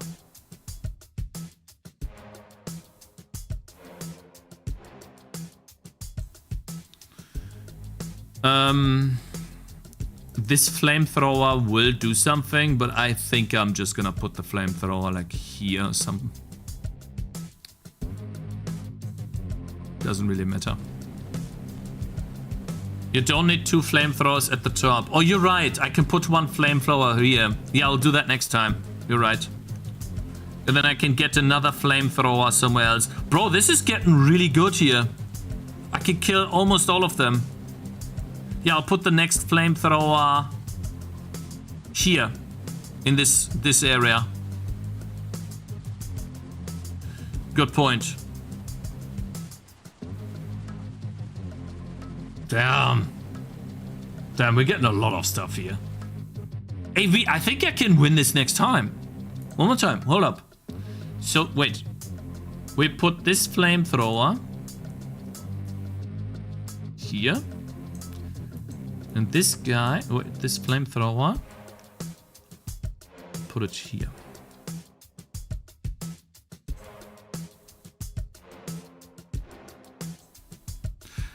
Okay, let's start.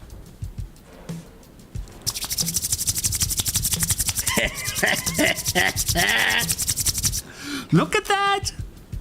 They're all burning away in hell. What about these two guys here? Why did they go here? Is that because of the cannon? Oh, this flamethrower is not enough. Man, look at the damage on the flamethrowers, bro. Holy. Yeah, this is a flamethrower map. Yeah. Reduce the number of kills needed to earn 1 point from 16 to 15.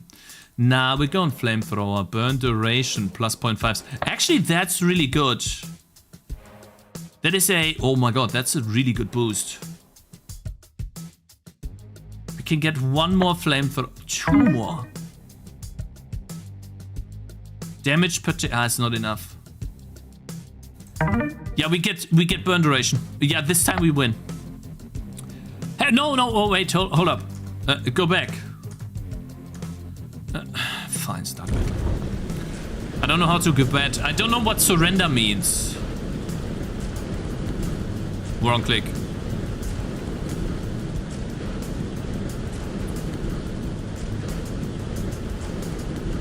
Aufgeben? Yeah, I know, but what does it mean in the context of this game? You know? It's fine, we're gonna win anyway, so...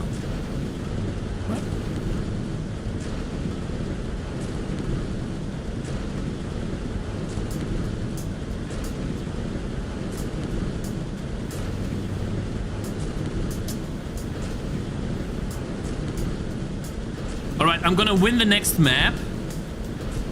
It will reset your progress and give you meta progression, I would guess. Upgrades. Okay, so play this map. Since we have more flamethrowers this time, we can potentially put one here. And then one more flamethrower guess I'll put him here. Start. Is that good enough?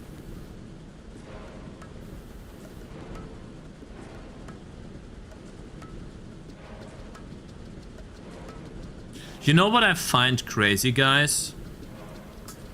Is that the enemies, they just have to touch a tiny portion of the flamethrower and they get hit. I want to know the hitbox of the flamethrower, man.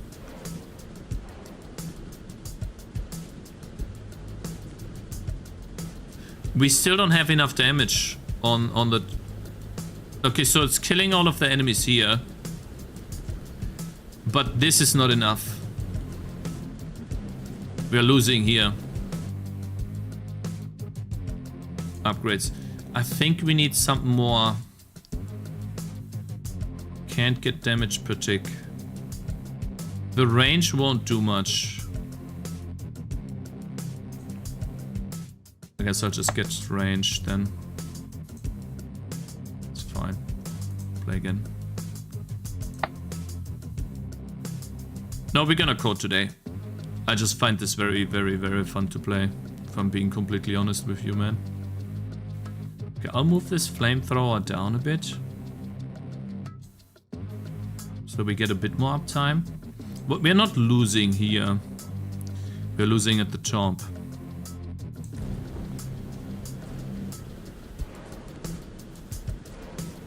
Use your mouse? I guess I could put my mouse here, yeah. You're right. I don't like this. I don't like the mouse thing ever. Like, it's really annoying to deal with. For me, this type of game is a relaxing type of game, and the mouse is just not something I want to use. I want to think more than use my mouse.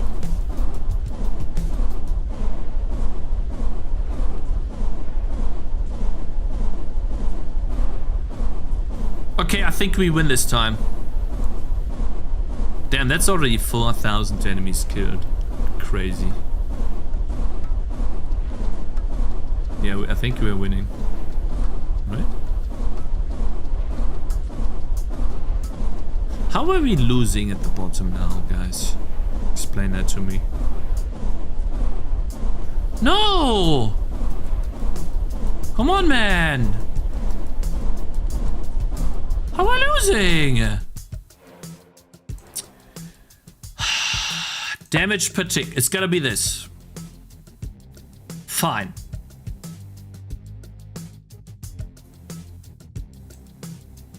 Play.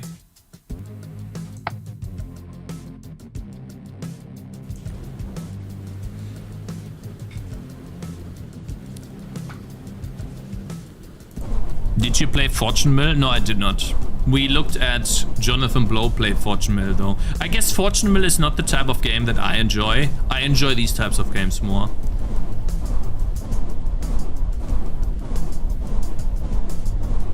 Yeah, this time we gotta win. You're not getting through, buddy. You saw this guy? He thought he could get through, man. No, you don't. How are we still losing? I upgraded damage per tick.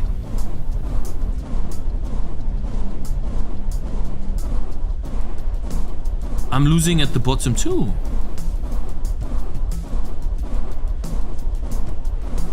Come on, man.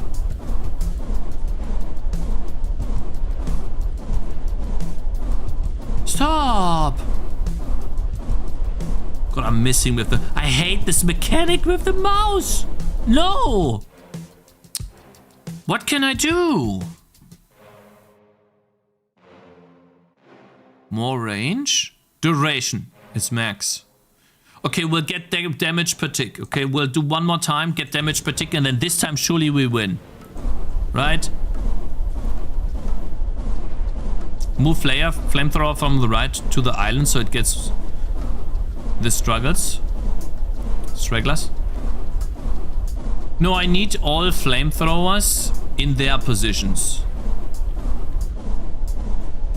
I don't think I can position the flamethrowers any better. than they already are. They're already hitting everything they need to hit.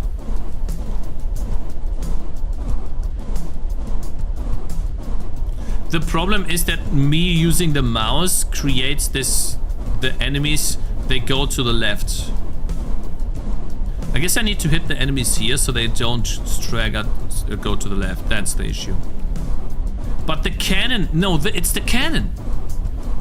I'm telling you guys, if I don't use the cannon, then we don't have stragglers and we win.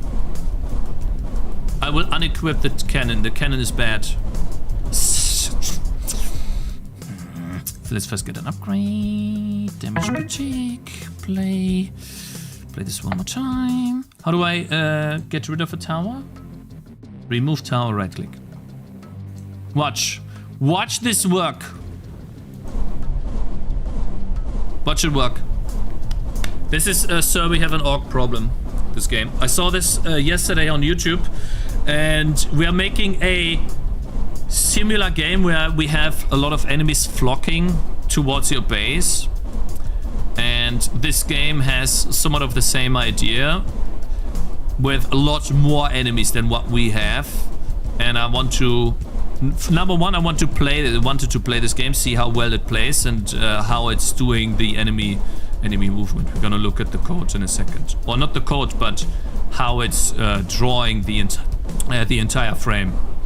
And this game is apparently made in Godot, which is even more surprising. It's crazy. It's crazy that you can make something like this in Godot, given enough expertise, I guess. Come on, man. How are we losing? Please. Stop.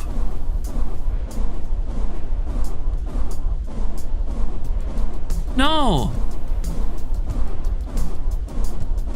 No. No. 5? God damn it!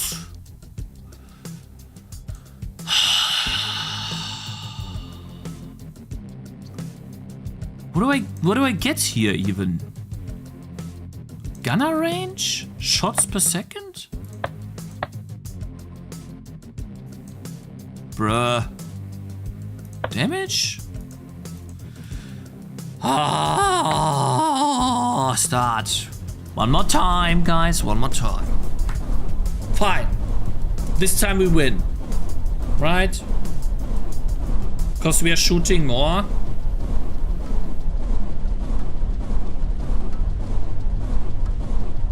Come on, man. I just want to win this map. This is the last map, guys. I can stop at any time, okay? I'm doing this purely for research reasons.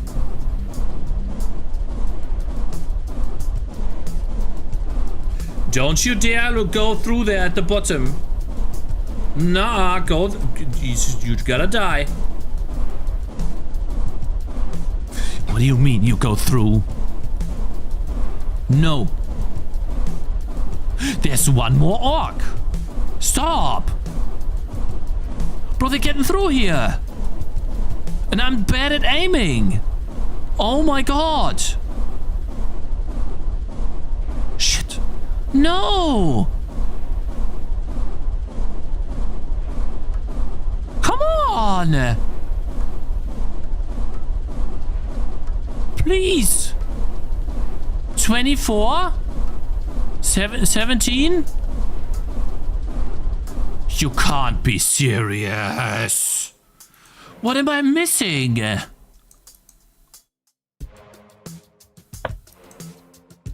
Bro, I can only get one upgrade, bro.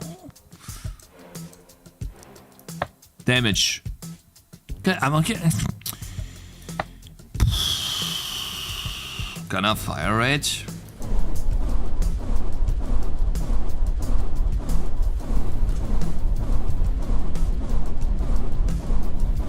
Longer flame exposure. One upgrade on the flamethrower costs like $1 million, bro. I'm broke.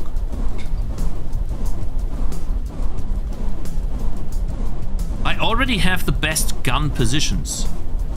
Like, you can't get better gun positions. I have 100% uptime on all my guns.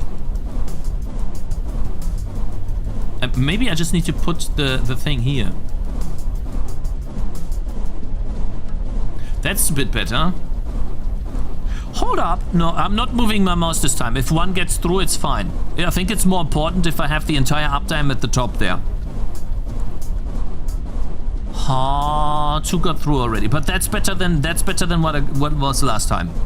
These guys are gonna die at the bottom, right? How are 3 getting through, man? Makes no sense. Okay, so now we are going to just go here, because that's where all of them are. Alright. This is where we hunt. Distract. Okay, wait. Just gotta aim better. Just gotta aim better. We have to...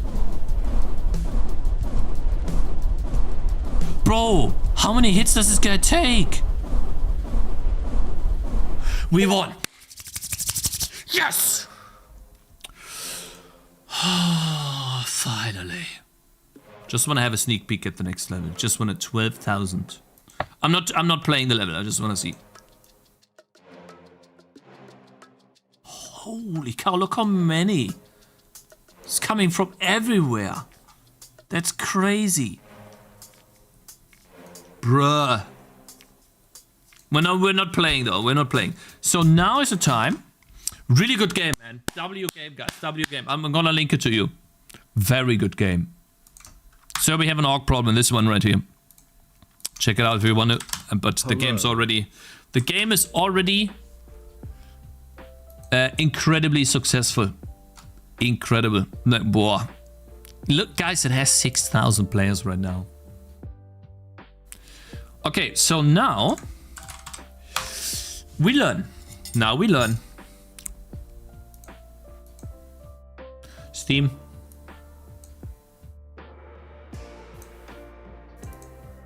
Steam apps. You know what? I'm just gonna do this. We go right click, manage, browse local files. Are you sure this is made in Godot stream? Yeah, okay, this is made in Godot. It's all in the executable. That's crazy. 123 megabytes. Wow. All right, please let me launch the game. It works. It works. Here it is. We are in the game. Continue. So now what we do, we play this level. Check capture child process in RenderDoc. Really? Do I need to do this? We're just gonna place... Oh god. Bro, that's annoying.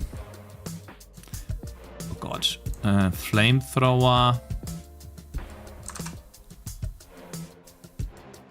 I mean, surely a flamethrower here.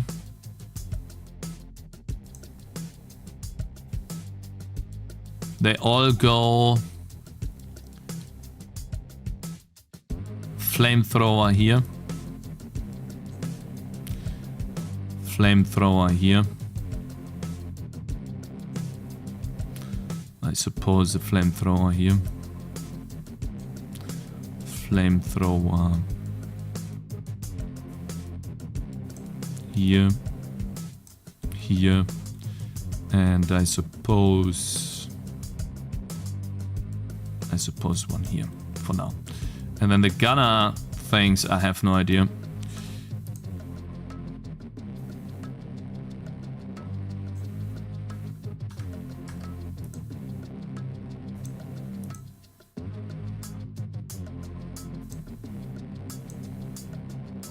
I would assume they all go through here, but I have no idea.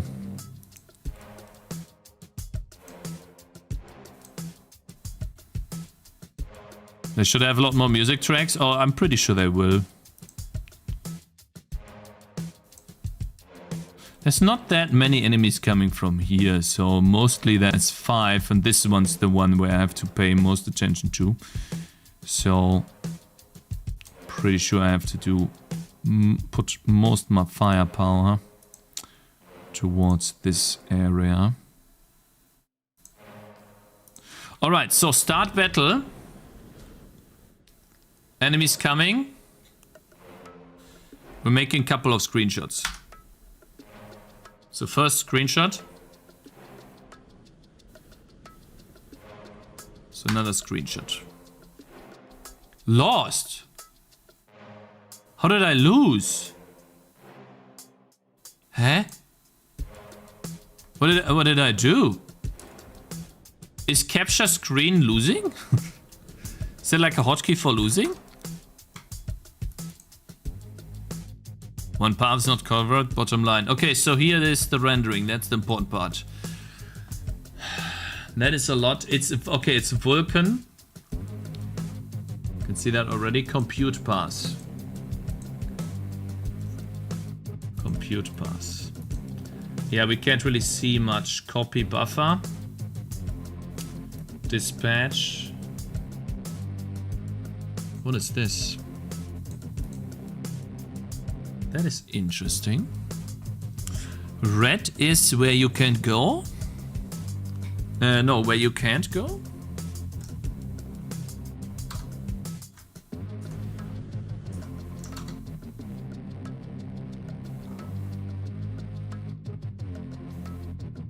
Try looking at individual color challenge.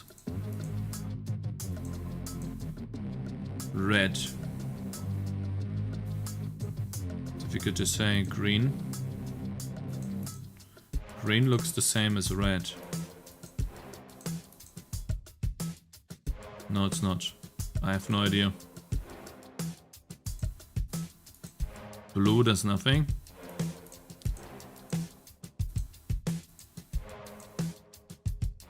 I don't know. Why is the game in trouble? Because this game is really good in what it does, and it's somewhat of a similar concept.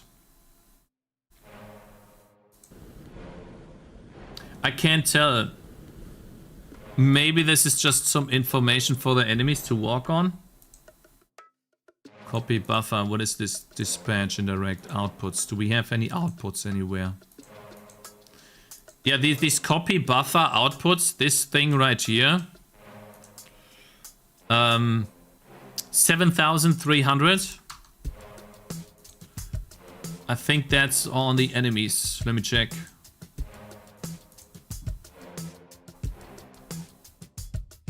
No, that is 6,046. No, enemies alive is 6,113.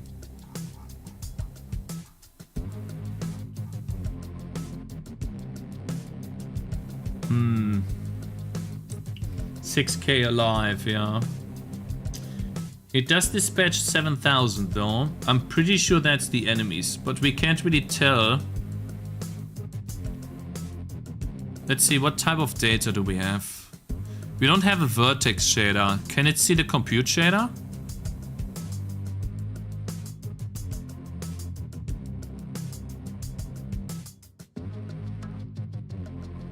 Uniforms. What is this? This looks like a camera here. This is a camera, I think. That's a camera. Yeah, that's a camera.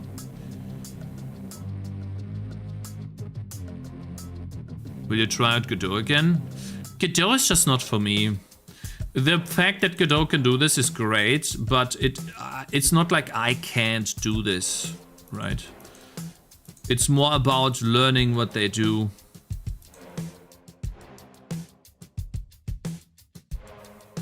Push constants, what is this? Oh, push constant is camera 2?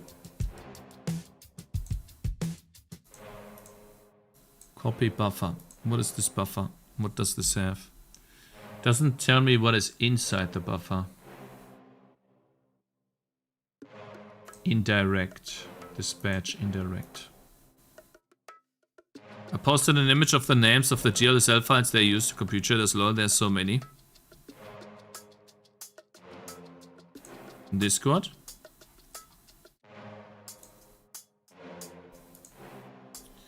Debug draw corpses. Contacts body laser. Contacts Body. So body with body, body with laser, body with world.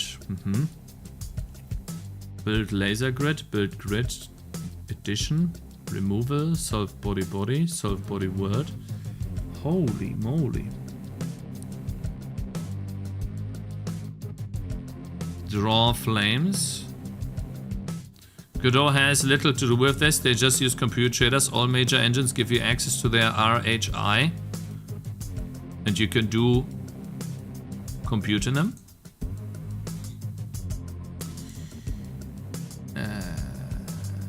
You got so lucky, buddy. You got so lucky. You got so lucky.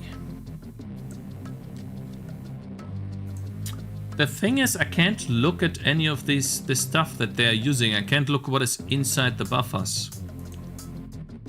I would love to know the buffers they're using. Like the... When it says 7,000, right? It definitely iterates over 7,000 things on the shader. But I cannot find the data. I would want to know the data. It's iterating over, but I can't find it. Unfortunately. So this is the logic of the game, 100%.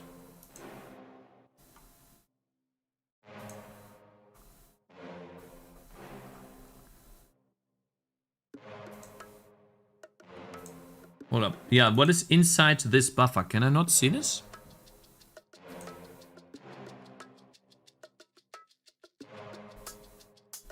Click at the arrow. Yeah, but here, like for example, VK copy buffer. This buffer right here.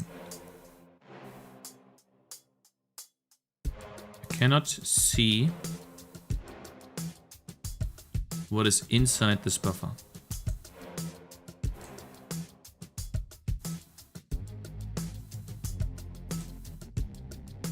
You can't see? Where? Am I blind?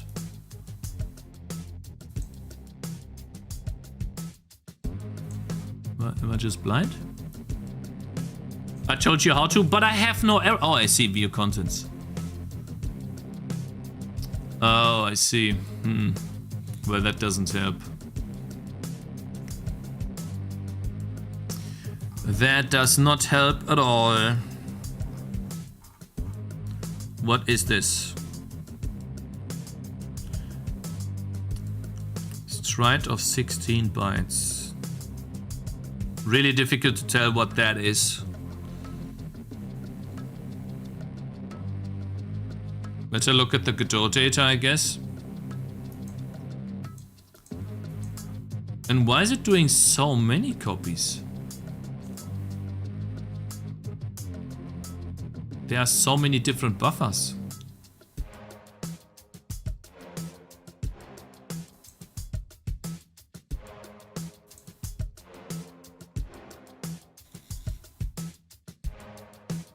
Really don't know what that is.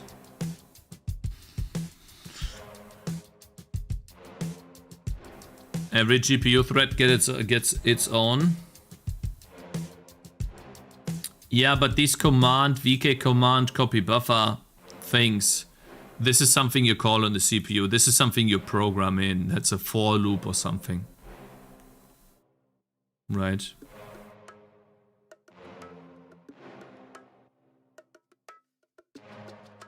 Then he submits this and he does another copy. Now he copies to this buffer right here. And it's the same, like it is. I don't even know how much data. It just says data.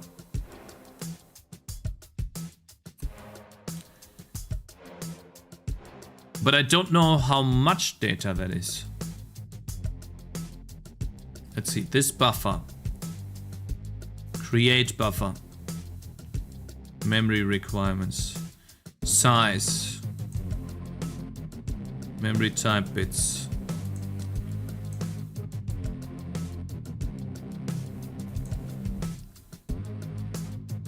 Because you have to define the struct layout below.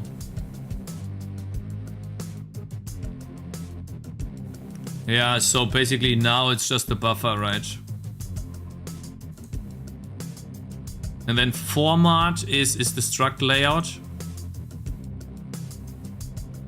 Yeah, I can't figure out the struct layout on my own. I would have to know it. Yeah. Interesting. So I'm assuming copy/clear path. I'm assuming that this is uploading the data to the GPU between buffers. And then it dispatches it to do compute shaders, I would assume. And then here we have a color path.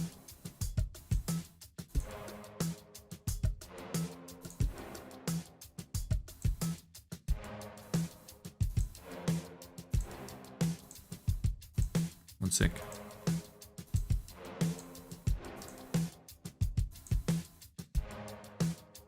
I really don't know what that does. This is interesting. What is this? Man, you know what? The guy that made this, that's like soldering level brain power. I don't have that. I'm sorry, guys. Like, I have absolutely no idea what any of this is. I've not seen this before at all. Like, what is this image? It's the map, yeah. But is green the path you could go to? And why is it such a low resolution map?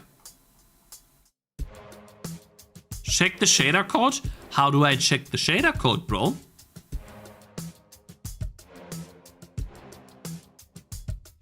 Where do I have the shader code?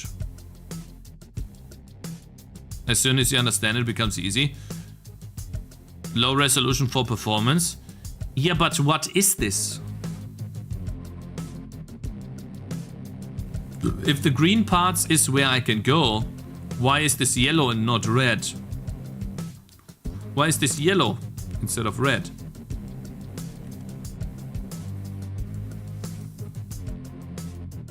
Flow field types, try to extract it from the executable. GDRE tools. GDRE tools. That's what you guys are saying. Okay. Fine. GDRE tools. Let's Google that.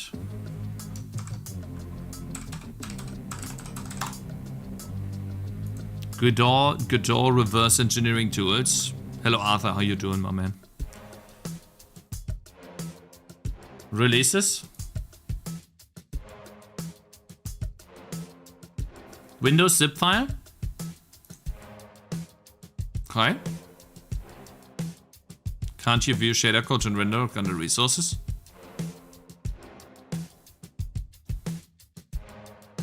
No, I don't think you can. It doesn't show you the correct code. I'm hacked. GG, it's over. Alright.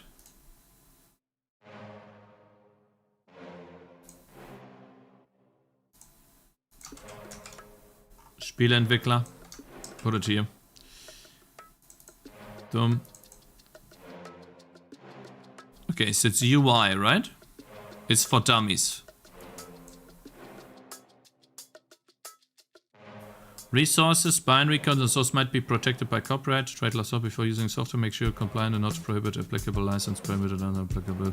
The authors, copyright holders. Can I do this or not? Am I allowed to do this? What do I do now?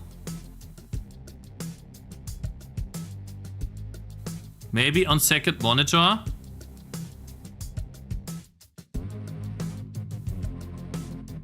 Drag the executable in.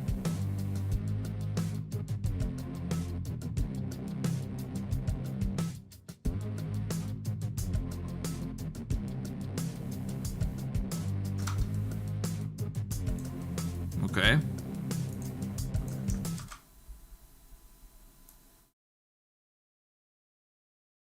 Is it for learning? Yes, it is for learning. Like, what am I gonna do? Steal something? I wanna know how he's doing it, that's all. What now? Shaders?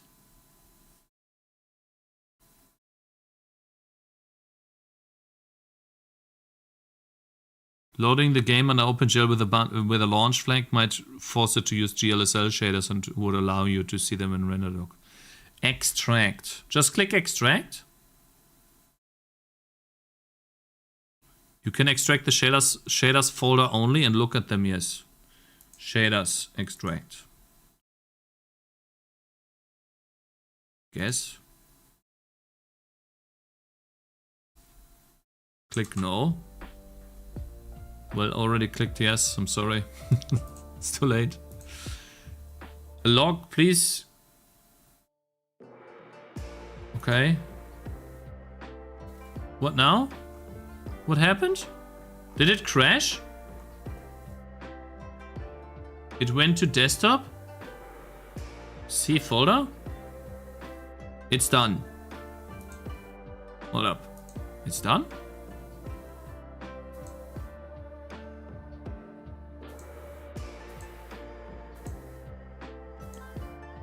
Oh god, I have too much open. Hold up.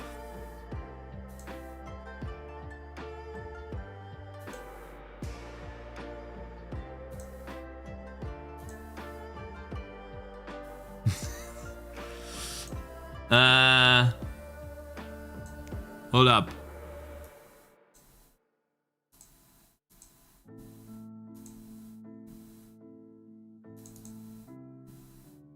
This one?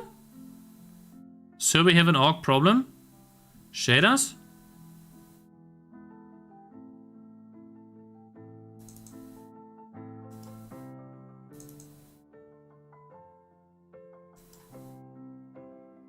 Bindings, update dispatch, update raw dispatch. I've never seen someone with this many tabs over here. This one right here. Oh god. Oh no. What is it? Oh god. That's better. Layout, write only, UVec, float, PC count offset. What?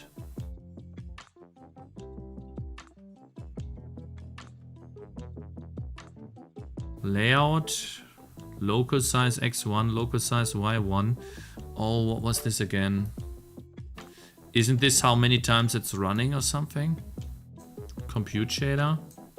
These are the worker group sizes, isn't it? So it only runs one time, I suppose. Yeah, this must be the worker group sizes.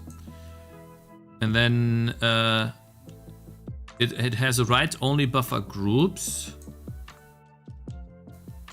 read-only buffer count for counts, and push constants, group size and count offsets.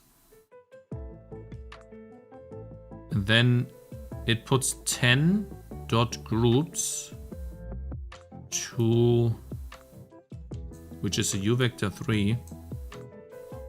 Okay, so this is some management code. So let's just move on.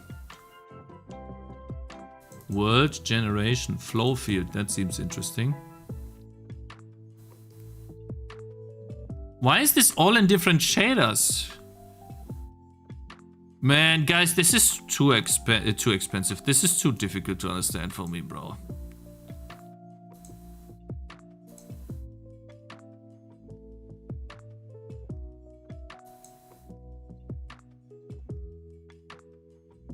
What the hell do we have here? We have an integer vector 2, 8 array. Layout, so it's running 16 by 16 times.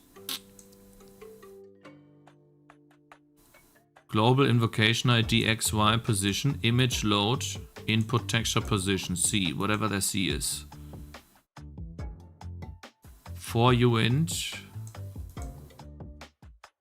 I is less than 8. Texture size, image size. What the hell is this? No, those are not the names. These are obfuscated because it doesn't know the names. It just randomly, it looks like gives it number. Gives them numbers.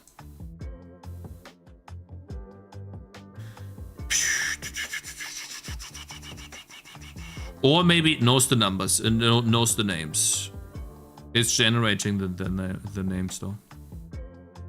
Check the rigid body folder, more interesting examples. Yeah, guys, output texture, image store. I gotta be honest, I don't think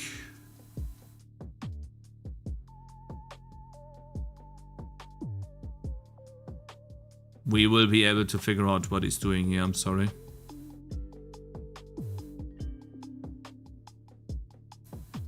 I don't know what these numbers mean. These seem to be hard-coded. Const float.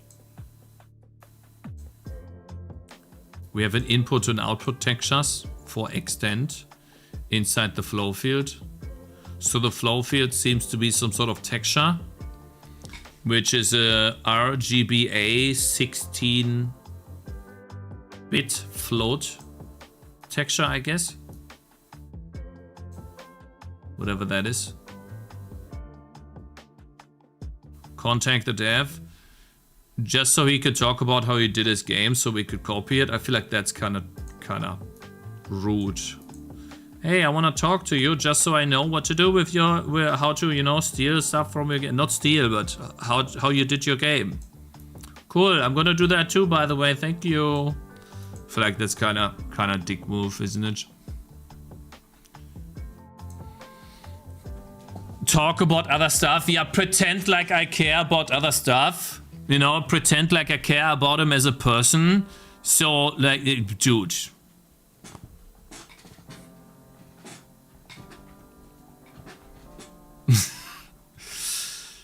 No.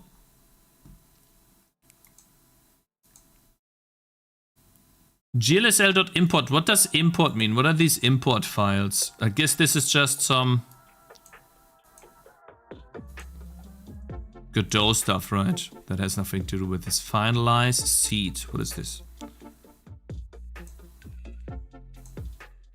Layout, logo size. Do we have like a better language?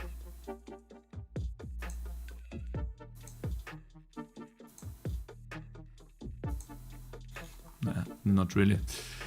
Local size, run 16 by 16 times. Another input texture and a seed texture. Image 2D.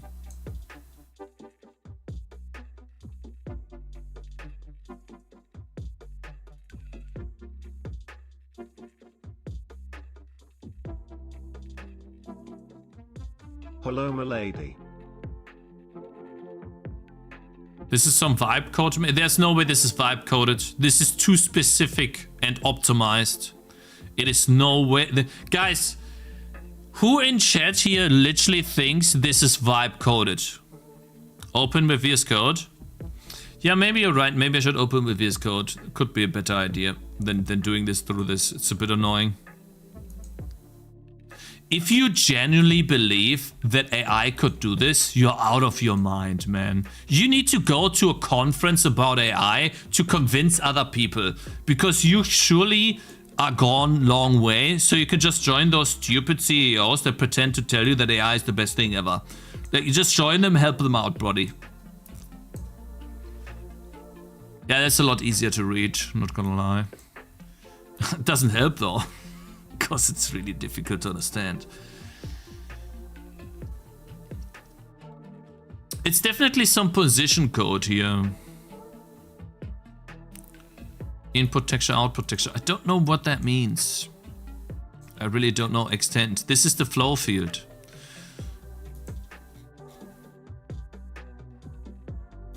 Y coordinate, NP. Where's NP coming from? Position plus 57. 57 is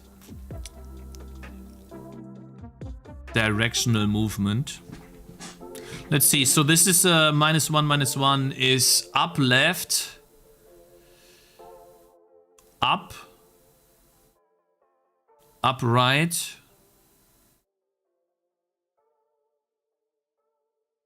right. No. Yeah, right, left, Left? So, wait, no. -1 is to the left. 1 is to the right. -1 is left, 1 is down. Down, left, left, down. Position is the current pixel from the thread group. Cakez, input and output text adjust to the arrays in and out. 2D arrays. If we're talking about a flow field, then this has to be the map's flow field. But I don't understand why we need an input and an output. Because once we load a map, we just have a texture to read from as input. Why would we need an output? A flow field is something you generate once and then read from it. Since in his case scenario, the flow field shouldn't change, should it? You ping pong? What do you mean you ping pong? The game is programmed more like a compute shader fluid simulation. It would be better to read a blog about that instead. I think you're right. Yeah.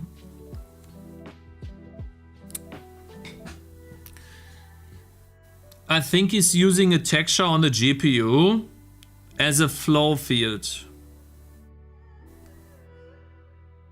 But this can't be a flow field, I feel. Because green only means you can walk, I feel, and red means you can't.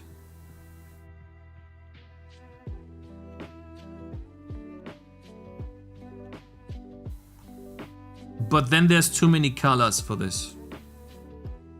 There's too many colors.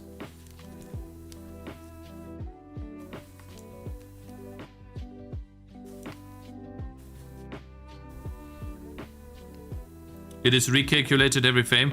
Why? Green walk, red collide, orange turn right, yellow left, yellow turn left.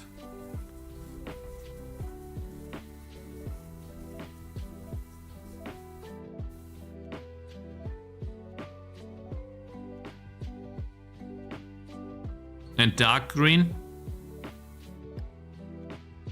What about dark green? What about this color here?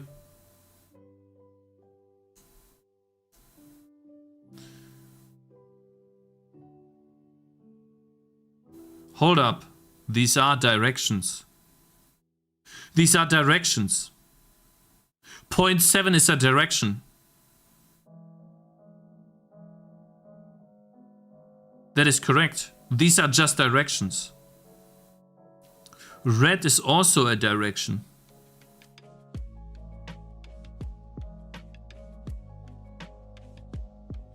No, you're right.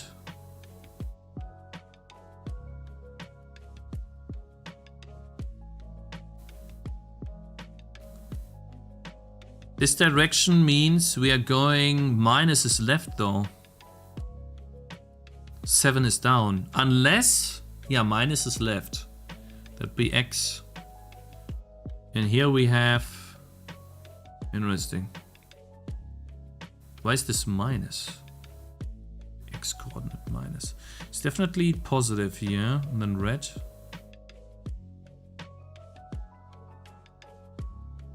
Interesting. We are reaching a point where iModels will do RSI and this guy is thinking that it can't write a simple fluid simulation. It's so infuriating. Are you stupid? It is supposed to write an entire fluid simulation inside a Godot game and optimize all the data.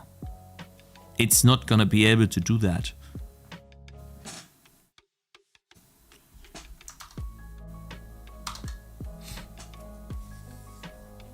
You can have negative values and yeah, these are floated. This is a floating point texture. It is 16 float. Guys, this is the texture we're talking about. This is input and output texture. Though output never gets written, or is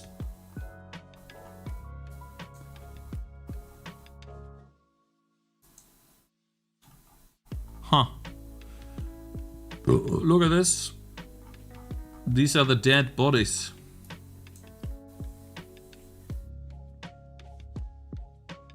The rigid body related shaders all have the structs mapping the data being sent to from the game.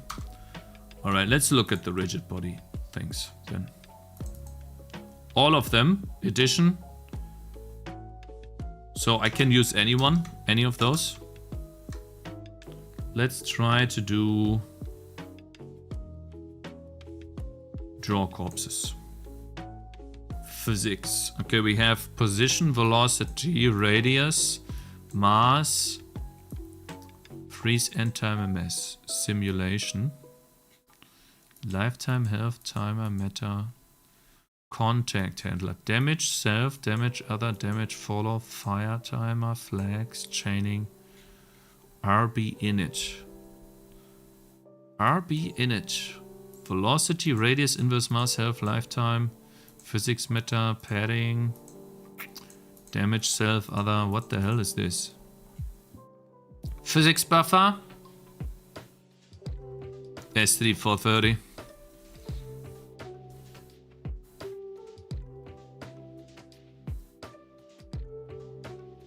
Yes, I'm using my own engine, but right now I'm learning from someone else who has... Basically, my goal for my next game was to utilize the power of C++ and to build something that is worthy of using C++, if that makes sense. If I use C++, then there should be a reason for that.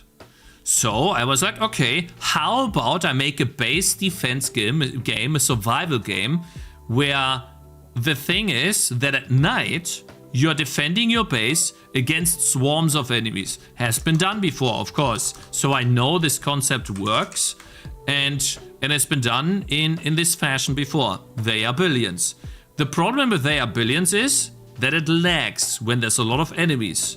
So I wanted to go ahead and create something similar and try to make it as optimal as possible. Now what happened was, yesterday while browsing YouTube, I saw a YouTube video of Dax, and I saw this right here in the title, or in the thumbnail, 160,000 enemies waiting. And I was like, there's no way, he's exaggerating, this doesn't happen. Right, so I clicked on the video and I was like, damn, well, that looks crazy. And then, you know, I took a look at some of the stuff, and I saw that there were a lot of enemies. Like, where was this? Here, somewhere here. I saw this, right? And I was like, hold up, this is the exact same code that I just wrote like 5 hours ago.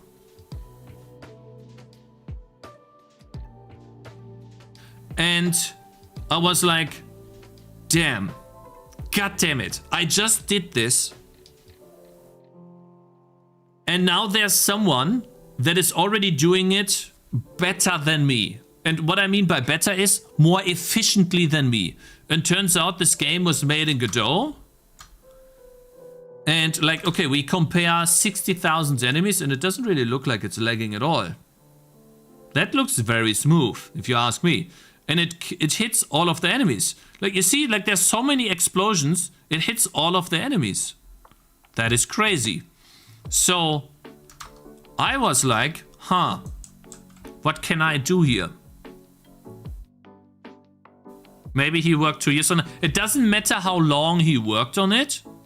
What matters is that it's a similar concept, and now I'm in a situation where I can go beyond and learn something. And I think that's the thing that ultimately allowed me to keep iterating on my previous game, and I want to do this too.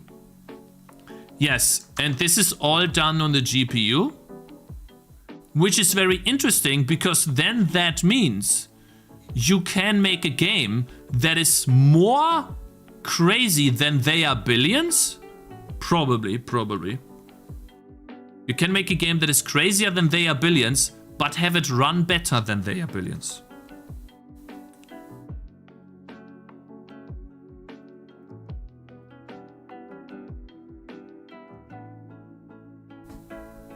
This game was made in Godot, this game was made in VK CMD Dispatch. Is it a compute shader? Yeah. So now we are currently looking at the data. So I now know what RB means. It's render batch. Render batch. You can probably multi-thread 100,000 enemies with each doing pathfinding running at 100 plus FPS. Yeah, probably. The question is though, can I also do 100,000 enemies on the GPU? The game, we were checking it earlier, it didn't really, like, it doesn't really run much. It doesn't really use a lot, right? So yes, so now the question is, why don't we try to see, but OpenGL 3.3 can't even do compute shaders, can it? Guys, can OpenGL 3.3 do compute shaders? I don't think it can. No.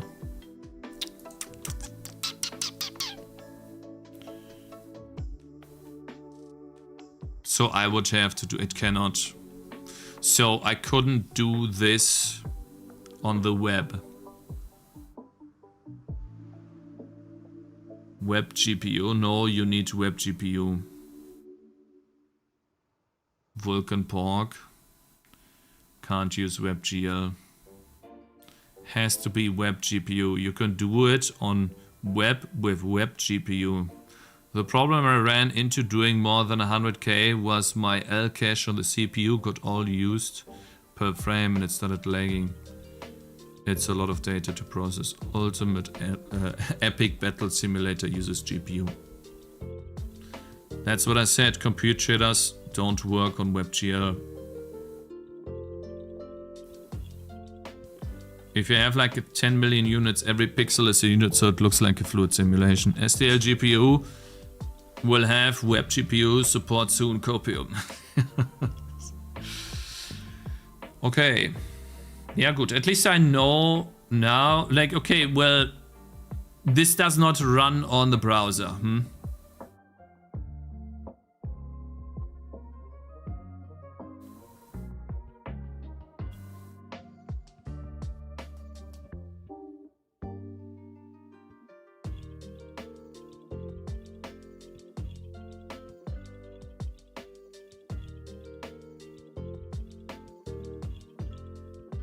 It has been stale for a while, Fike. Yeah, that's why I didn't wait for web GPU or for WebGL or STL GPU. What is it called? STL GPU, yeah. Web GPU support. Web GPU does have compute. What is web GPU? You can use raw web GPU though. Why don't you just keep making your game and once you get the issue, you start solving it? I'm not twiddling my thumbs, I'm learning right now, Studipus. I said this before, maybe you weren't here. I have the luxury, and I'm very lucky to be in this situation, to be able to take time to invest into learning. And this investment ultimately is into myself. And this will allow me to make better decisions in the future. Not only for this game, but for other games. The more I learn about different concepts and how to make a game, the better decisions I can make in the future. And I'm under no immediate pressure to make something work right now as I was before. And so now I can take the time to go deep into these concepts and slowly learn them to hopefully make use of these things in the future. Like even if we spent, let's say 1 to 2 hours on this,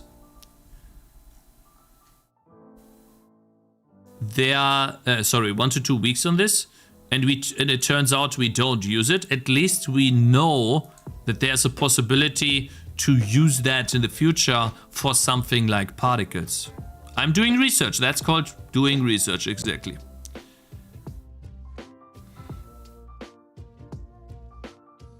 And so I think that's fine.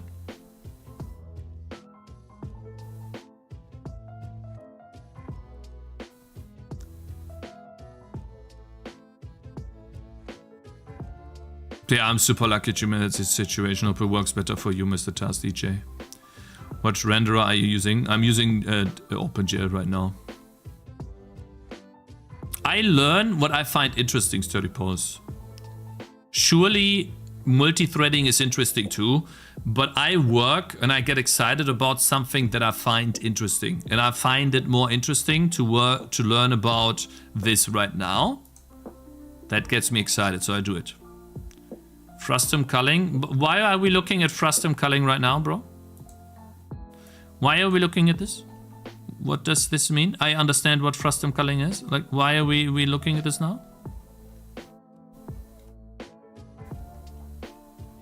Huh? Why?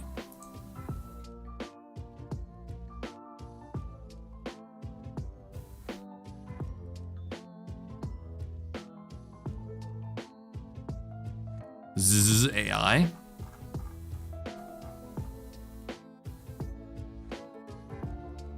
There's SDL fork with web GPU implemented. What is web GPU, guys? Downloading data. This is the port of the GPU lesson from.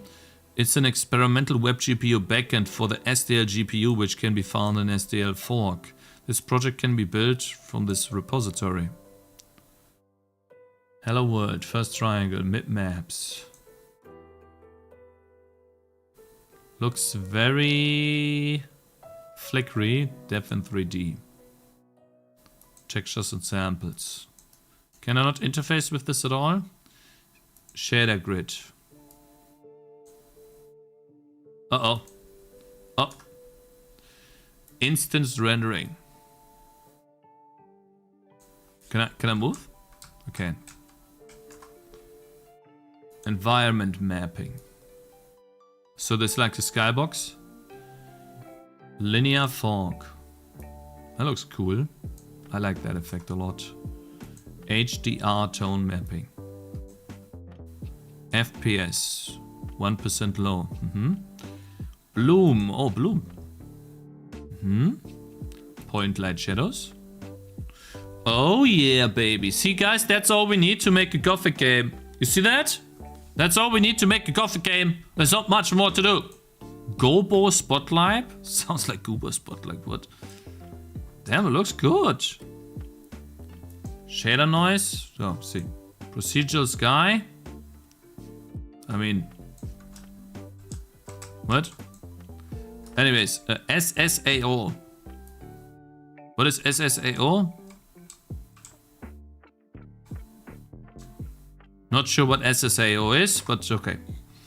UI rendering. Screen space reflections. Oh, cool. Damn, it looks nice. Why does it have this Unreal Engine graininess to it though? Planar reflections? Ooh! Guys, we have a game!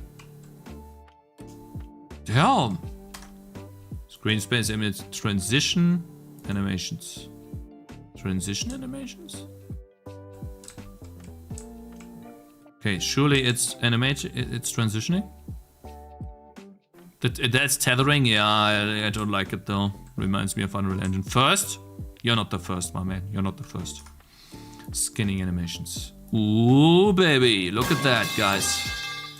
That is SDL vertex pulling.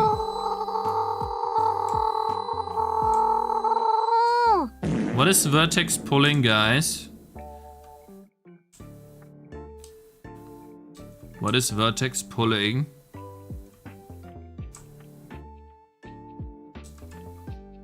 Nani? Let's just move on, huh? It's not using index vertex buffers for mesh data, but a generic buffer. Aha. Portals. Ooh. I'm in a new... Huh? Oh. Cool. That's awesome. What the hell? Decals. Oh, that... Okay. Nice.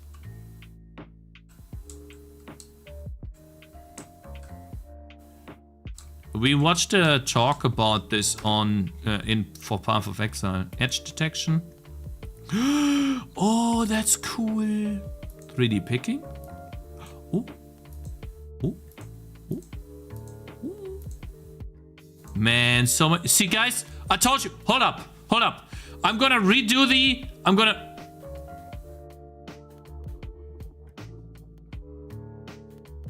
Fuck, I was about to do it. Oh no. I was about to demonstrate something. It crashed. I was about to demonstrate how SDL is better in the browser than the Gothic remake, but then it crashed. You can't be serious. Come on, buddy. Please don't do this to me. It's like Gothic glory. Okay, wait, where was this? Picking, right? Please don't crash again. Look! It's selecting the correct thing. Better than Gothic 3 already. Already game of the year. Game of the year, guys. It's already... Never mind, it keeps crashing. So we do not load the 3D picking one. It seems to crash all the time. Yikes. Okay. Uh-oh. GPU too weak? Yeah. Apparently it is. Alright, let's not do 3D picking. Aside from this, it works very well. Hello? Are we good? Reloading?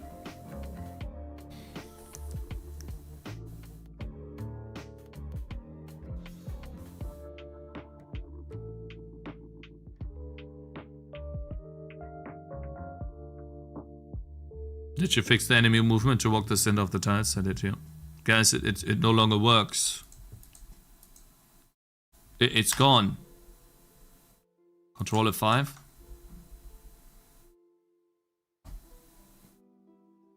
It no longer works.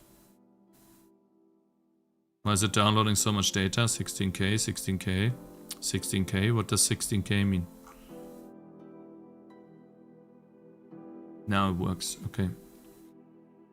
3D picking is not good. Don't do it, guys. Indirect drawing. Oh, I see. Yeah, it shows what it's drawing, huh?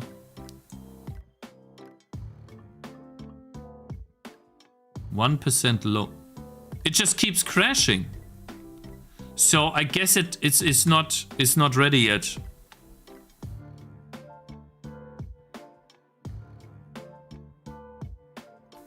Does it crash for you guys too? Do I need to use a different browser? Maybe that's not the correct browser. It crashes instantly on mine. It's fine for me. Works perfectly on mine. It's experimental. Let's just try here. I mean, it's on the browser, guys. It should work on everyone's browser the same. Use Firefox. I'll try. They are billions. I love that game, but I had no time warping. Alright, let's see. So 3D picking is not good. Pipeline processed assets. What's that? What?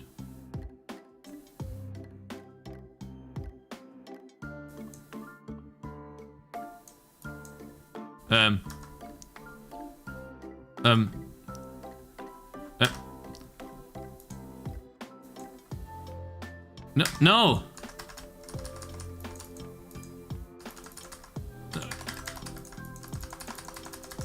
I can't do anything.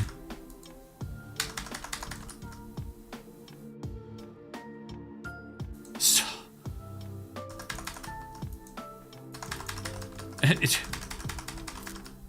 Fuck.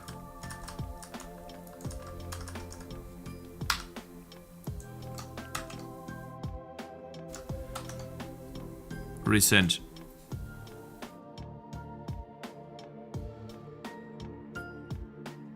Please wait, we're mining Bitcoin.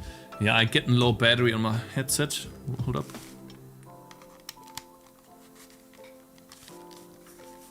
Sue the website owner, you mean itch.io? Alright, so that one's not good either. Scene renderer. Okay. Whatever that means. Scene renderer. J previous. No! No! K next. Before it breaks. Scene model loading. Next. Texture compression.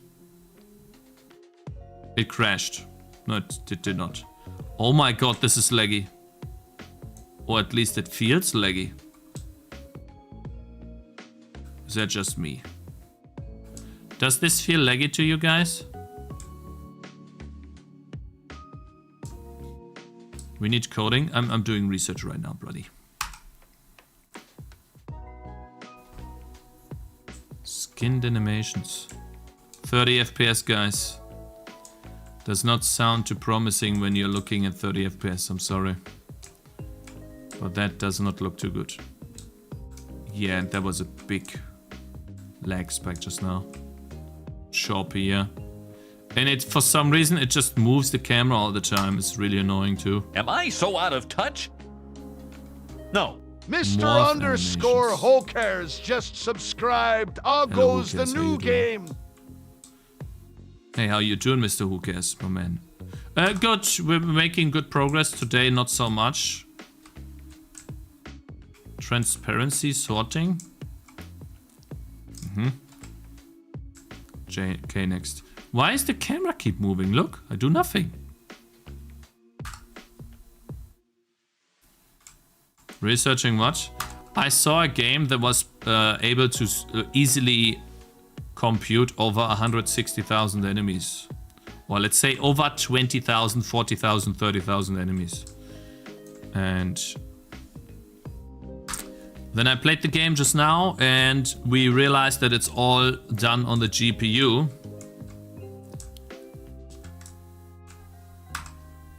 And now we're looking at ideas on, okay, what could we do ourselves? Can we make something like this? Grass rendering. I don't know why the camera keeps moving, it's a bit annoying. Wow. Man, that's better than Gothic Remake. That's crazy. Look, we have the same force field as in Gothic Remake. Crazy. Alright, we're almost done. PBR, physics-based rendering. And then it's the last one here. Last one is gonna be the craziest. Yeah, some physics-based rendering. Is that it? Yep, there we go. Seems to be crashing a lot on some of these. Browser runs better than Unreal Engine 5, yeah.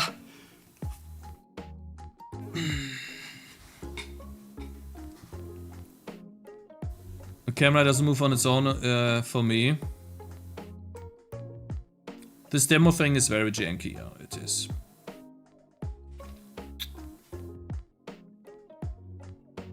Hey Cakez, I might have missed it, but what motivated you to build your own engine instead of using the DAW? Was it mainly learning the satisfaction of building your own? No, I really just hate Godot. I just can't make games in it. It's just not something I like doing. That's all.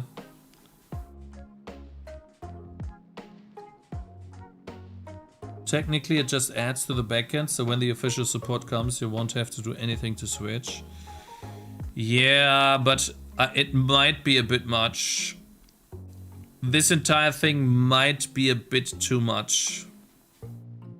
Now I need to make a decision, or at least I need to marinate it in my head. What I just learned.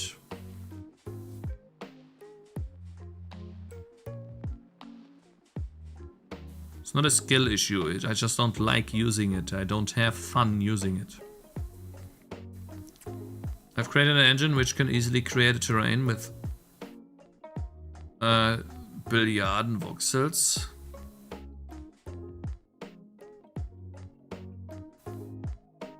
There's web GPU native /Dawn. You can use it with SDL3. You don't have to use SDL3 GPU. Scope creeped? It's not scope creeped. I don't think so. No. This is still the research part and the building part of the game. I'm gonna show you something, okay? This is a natural process. I'll show you.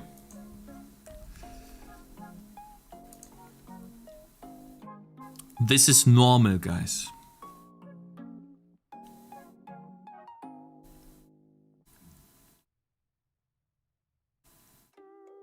Where is it?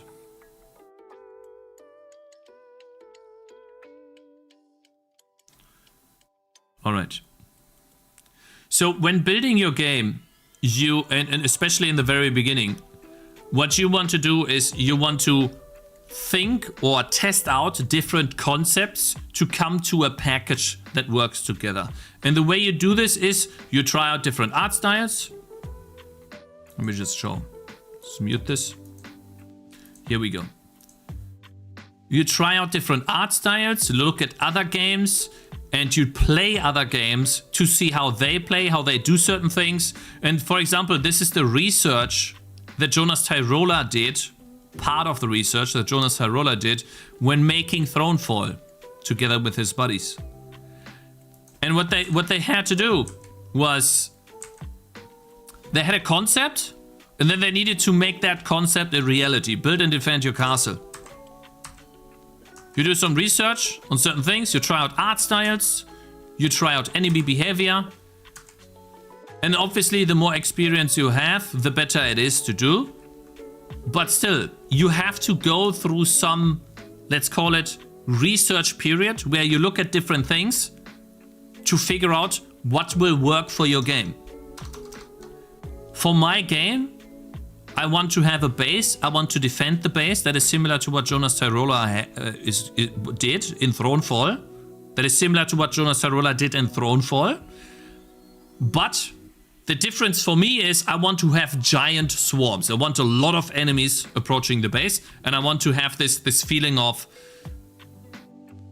overwhelming enemy forces that will approach you. Swarms of enemies. So that's more like... here we go. That's more like they are billions.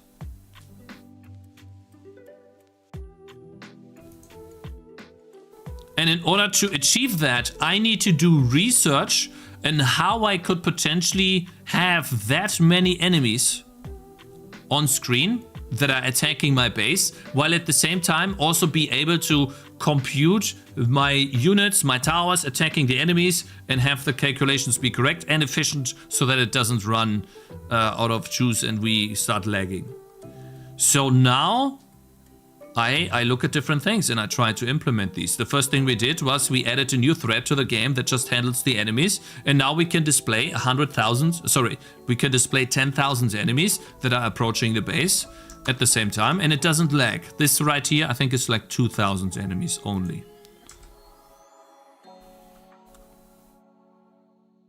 It's not a claustrophobia feeling, it's about building a giant base and defending it from enemies.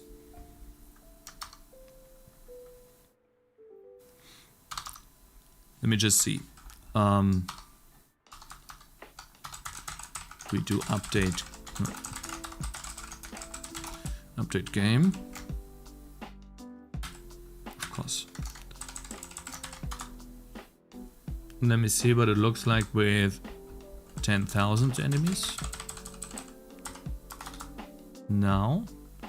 And with the enemies having a speed of 40.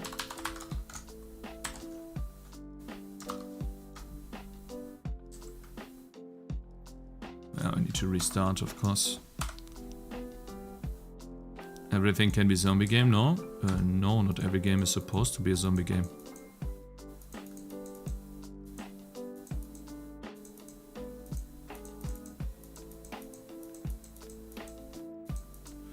So this is now 10,000 enemies approaching.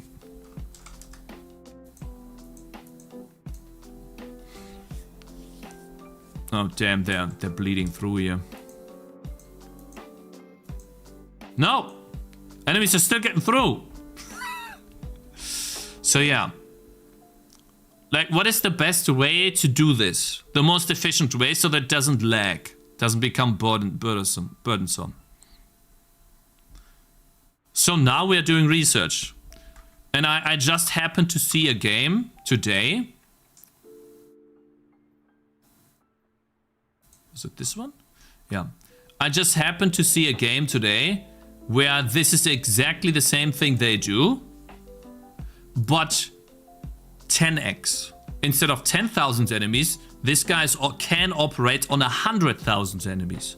Now, is that something that I want to do with my game? How is he doing it? Can I do it too? Would that fit the game? That's what I have to deal with now. That's what I have to solve now. That's what I have to decide on, at least. I need to take it into account because this game is very successful.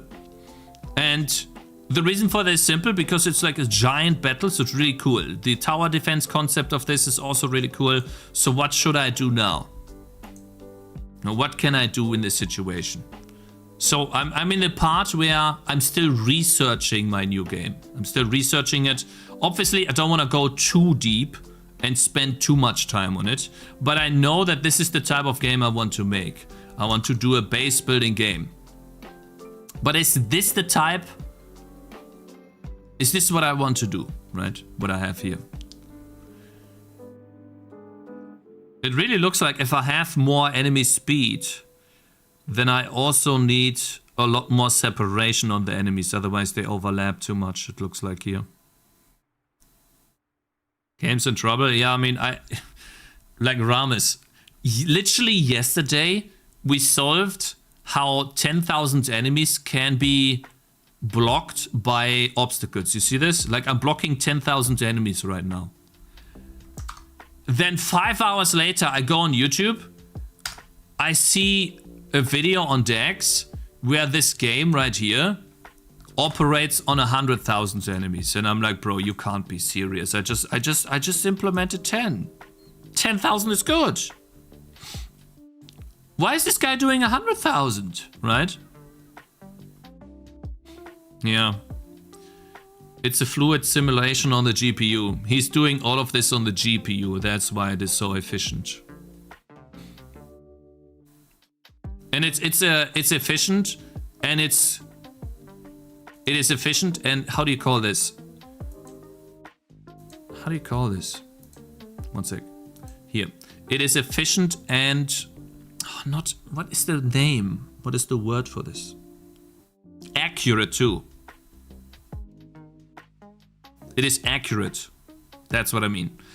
Like, if this beam is hitting an area of 32 by 32 radius, it's going to hit every single enemy in that area because the calculation is not done on the CPU but on the GPU, and it is much faster.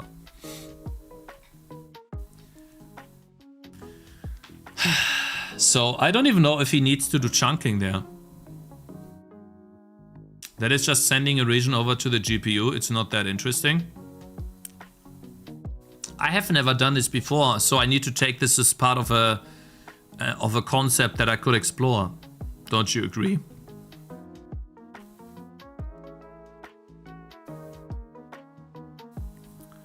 Guys, sir, we have an orc problem. It might look bad, but this is not about the game looking bad. It's about the gameplay. This is one of those Vampire Survivor situations. This guy is doing something unique. And it is very... The point of this game is not to look flashy. I mean, it does look flashy, but, you know, to not have the best art. The point of this game is that it has giant battles that run very smoothly. It's not unique. It is unique.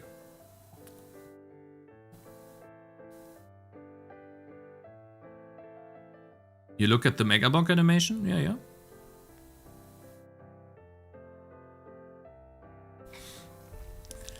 Anyway, so I need to make a decision now on what I want to do, if that makes sense, right?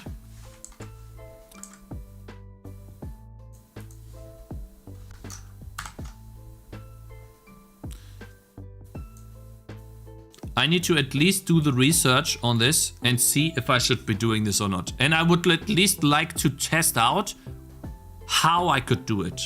I would like to know how.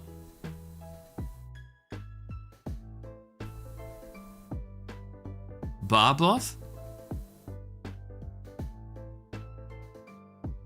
It's just doing everything on the GPU. There's no CPU to GPU, would be my guess. Have you stress tested what your limit is? I can't 100% stress test it now, but we have tried 20,000 enemies. And the enemies were choppy at that point. Meaning the thread took longer than 16 milliseconds to compute the enemies.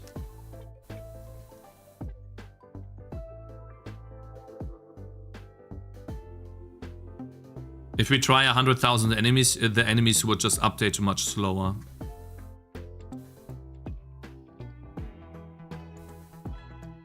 Let me just check something, guys.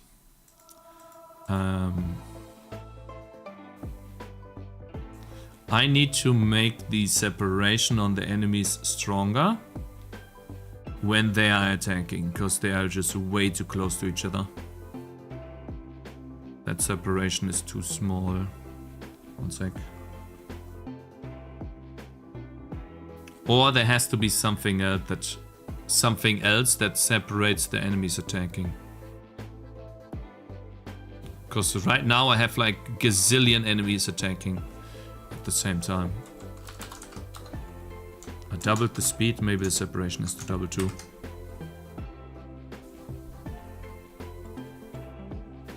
Oh yeah, I also, like, they will now ignore the obstacles, of course. I need to always rebuild the buildings, one sec. They will ignore the obstacles. Looking much better today. If you're interested with related simulation 100K CPU, C++, including flow field grid support, not sure it's okay to post links. Just one sec.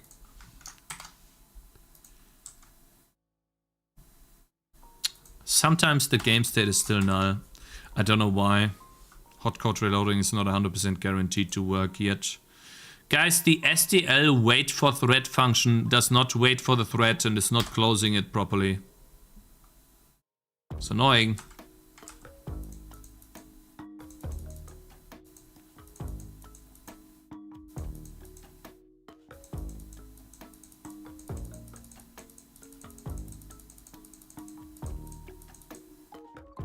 Okay, I think we're good.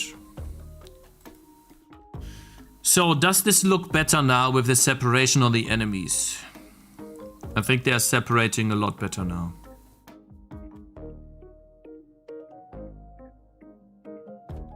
They're not pushing so much inside. That feels a bit better, yeah.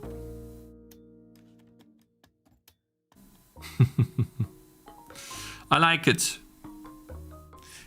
To me, it looks like they're slowly but surely accumulating on the palisades, though. I feel like what I should be doing is enemies that are attacking should push other units away. So that they, like, it looks like they slowly but surely, there's more and more. This looks good compared to yesterday. Thank you, man. Yeah, so we can do this, right? This looks cool too. This is 10,000 enemies. This is exhausting one thread.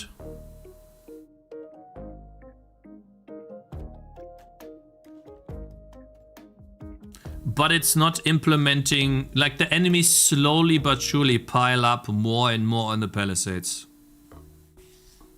The proof of concept looks more fun than the orc game. I think the reason why this potentially looks more fun is because of the promise or the idea of the base building concept, right? Base building is something that people really like doing. It usually works.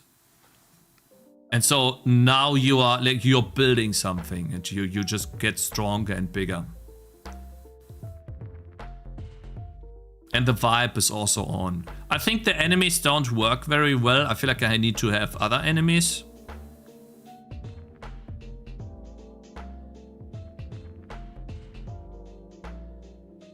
There's a limit somewhere. So like, They Are Billions is also somewhat of a fluid simulation. But it's still a game. And the idea is, guys, that these masses of skeletons will come later. You see, guys, how they slowly approach the base? Yeah, they're slowly, but if I wait long enough, all of these enemies will be on the palisades. So there's still some issue. It looks like they all push.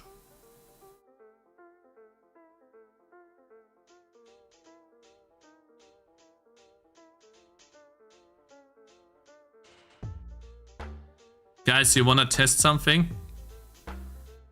You want me to test something? Ah, it doesn't work right now. Go 1 mil? I can't go 1 mil. No, not floating point issues. The pressure of all the skeletons pushing down on the palisades is making them go closer and closer.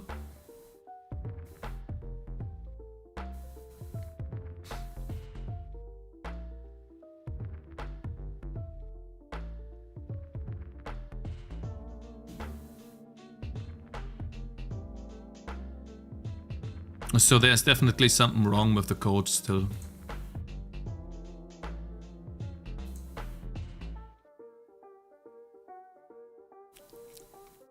Gotta speed up the time. No, not right now. Not right now.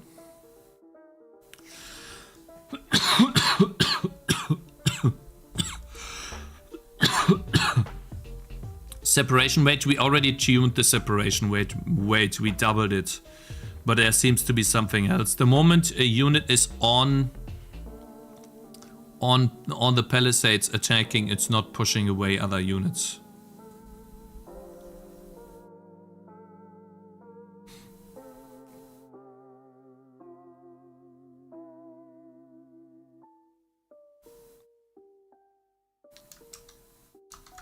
What we could try.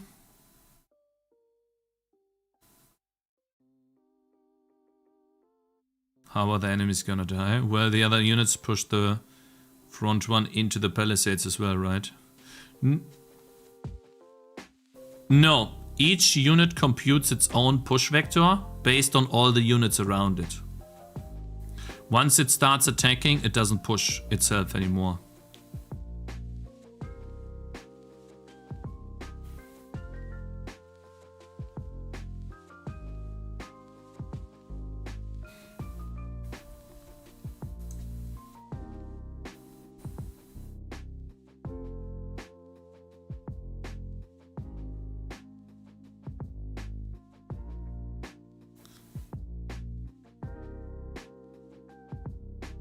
Hopefully it's not a tower defense.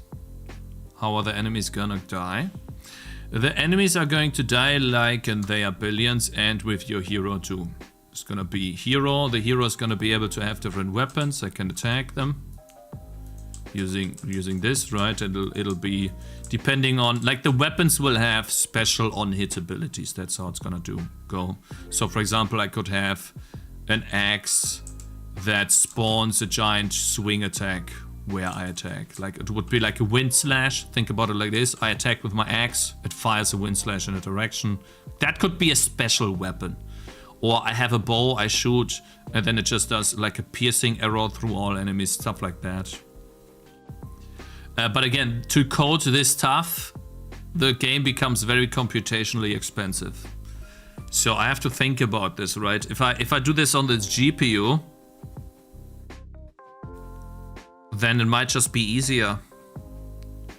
If I spawn an arrow into this many enemies, that'll be multiple milliseconds of computation time just to resolve or just to check all the collisions.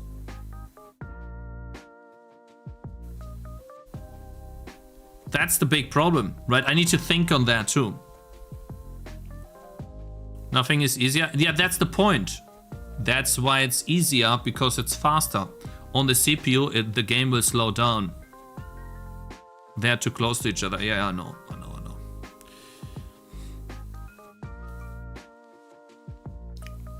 Yeah, okay. I'll have to think about this. I have a spatial hash grid. But that's still not enough.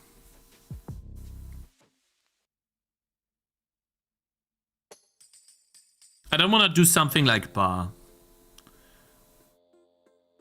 Pre-render enemies has, like, it has nothing to do with the rendering. Rendering is not the issue here. The CPU operations is the issue here.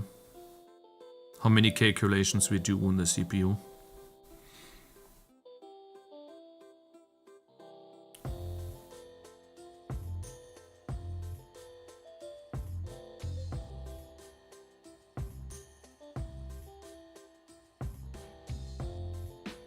The first collision should stop the bullet. If I put down a rain of arrows like this, for example, this beam right here, or this explosion. If I put an explosion here, for example. Or look at all of these enemies affected by the flamethrower. This flamethrower is so large, has such a high range. If we were to, like, just to give you an idea of how much that actually is.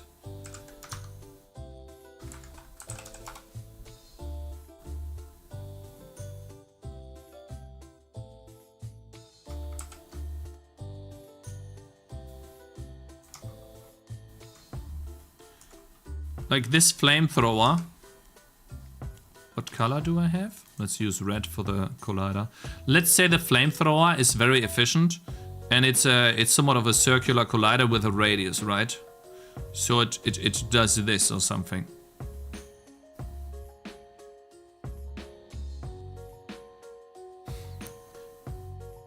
And so now let's say there's like a grid in the world that it's chunked in. This flamethrower would need to check. If it's done efficiently, it would need to check this cell, this, maybe this, this, this, this, this, this, and this.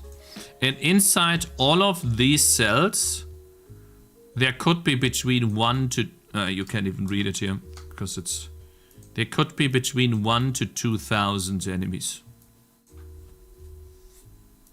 That is just one flamethrower. But it might check more cells than that. Maybe. I don't know. Maybe it also checks these cells too. Or it's done entirely... Like, that's what you would do on a GPU. A CPU. You would have to check these cells. On the GPU, you have a texture. And pixels in the texture. Oh, sorry. You have a texture and then... Let's say this is the flamethrower pixels. And then you just compare texture pixels. So an enemy is like a blob in a texture. And and since we have two textures, if an enemy is here, it reads from this texture right here. It reads the pixel data. And then it knows, oh, there is a flamethrower here. I am at this pixel location. I get hit. Pixel perfect collision.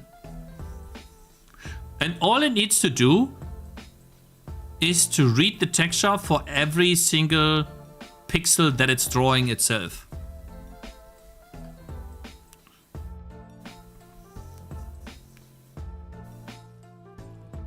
But the reason why this works is because it's top down. That wouldn't work for me.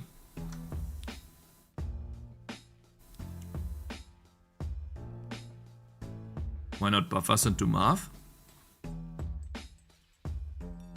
Quaternions are willing to port your question. Are you willing to port your rendering to web GPU as L3 GPU to get compute shaders? Yeah, I can't even get compute shaders. That's a big problem on OpenGL, right? So I think what I need to do here is think first. I need to let this go through my head. And I might just stick with the original CPU idea, but store that as an idea for the future. I think this concept, that like the deeper I go in here, it only really works if the game is top down.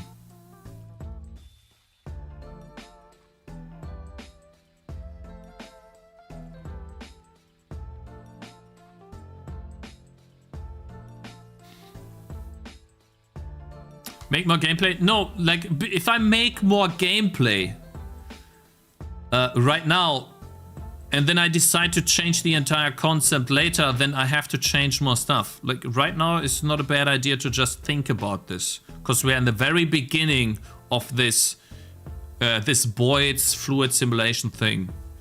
We're in the very beginning of this.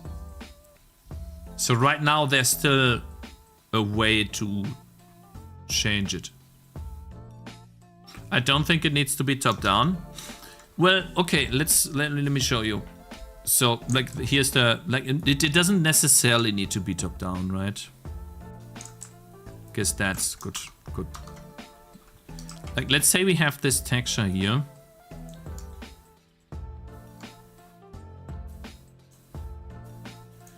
And that's what we are drawing. And then we have another texture on top that draws, like, the flamethrower thing.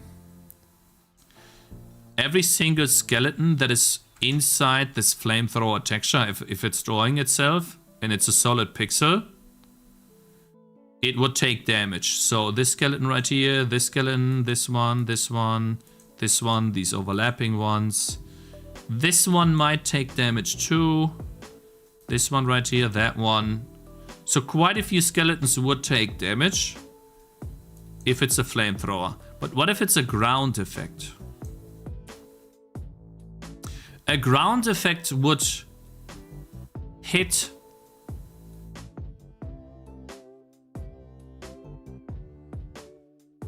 I think ground effect is easier to do here, to visualize, or to, at least to explain. If we have a ground effect here, technically the ground effect is missing all of these skeletons because they are standing at this position or something.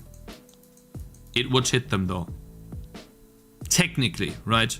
Technically speaking. In a top-down game, a ground effect is easy because the enemy is literally standing at that exact position. Right? So I would have to, like, add in for ground effects, a ground effects texture, I would have to add in some offset height to see if, like, this is the pixel, but then I add the offset height to go down. Okay, I'm not in the texture.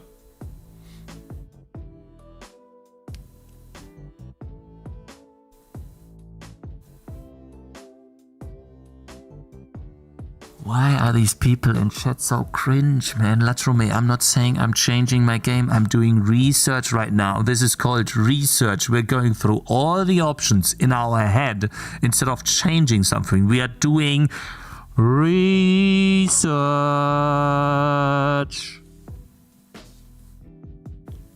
Look up Syndicate Wars explosion effect. I don't know why that would be interesting, but okay, fine.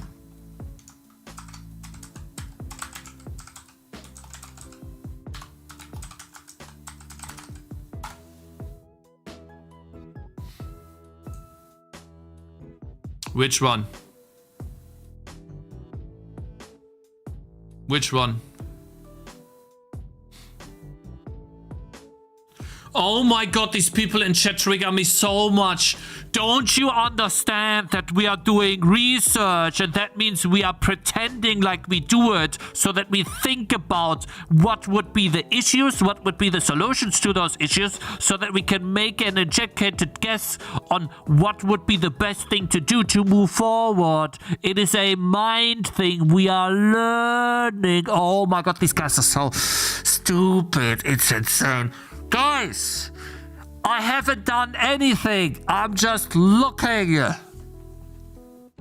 Choosing to make an animation. At the animation, I put the animation on the thing. Animation on thing. Animation on thing. Animation on thing. That's how it should be. It should not be. I click on the fucking thing here. No, I click on the animation. It's the animation that holds the data.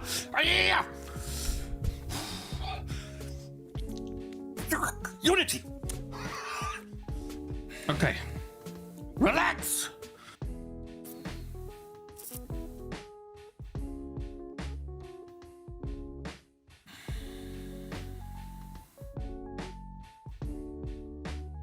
Syndicate uses a lot of rounded fireballs and looks pretty cool. Yeah, I mean, but my But that's not my point. Fireball is not a ground effect. My point is that a ground effect, like a poison bubble, poison cloud, bloop, bloop, bloop, bloop, bloop, bloop, bloop, bloop. Poison cloud on the ground would not hit these enemies here. So I guess the solution to that would be to add a height to each unit that has been drawn. But then we would have to add that height, you know. Cakez, you have to understand, when you use AI, oh my god, you have to learn, you have no learning process anymore, so this is a new to people, lol.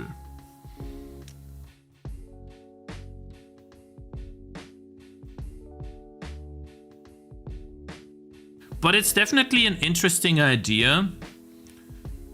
And it's not the first time I heard about it. That you can use textures for collision. Low resolution textures that you sample to see if it's collided. But then you need to write that data back to the CPU if you were to do that, right? The game definitely becomes a lot less performant when you have a lot of effects going on and a lot of enemies at the same time.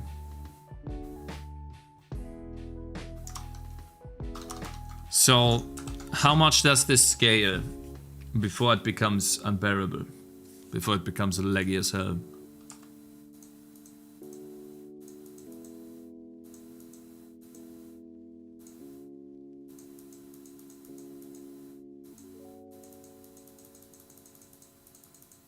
Right, how much do we have? How much, really?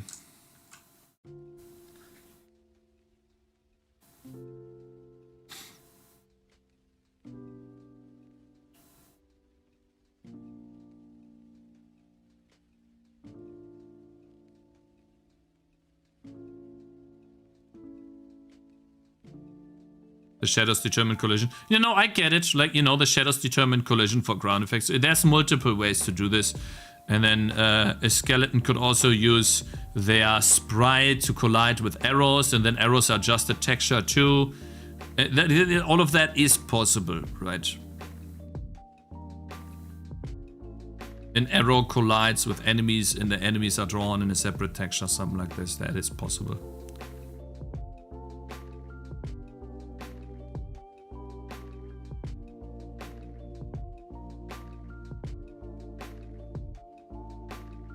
What you would do is... Oh, by the way, Jonathan, thank you very much for joining. Hope you're doing good.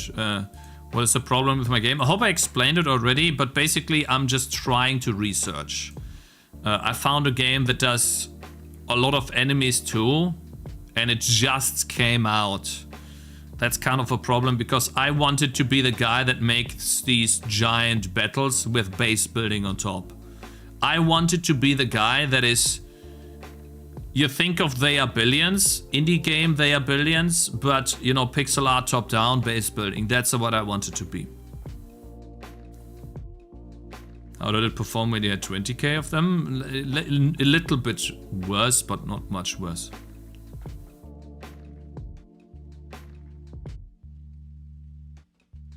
No, guys, listen.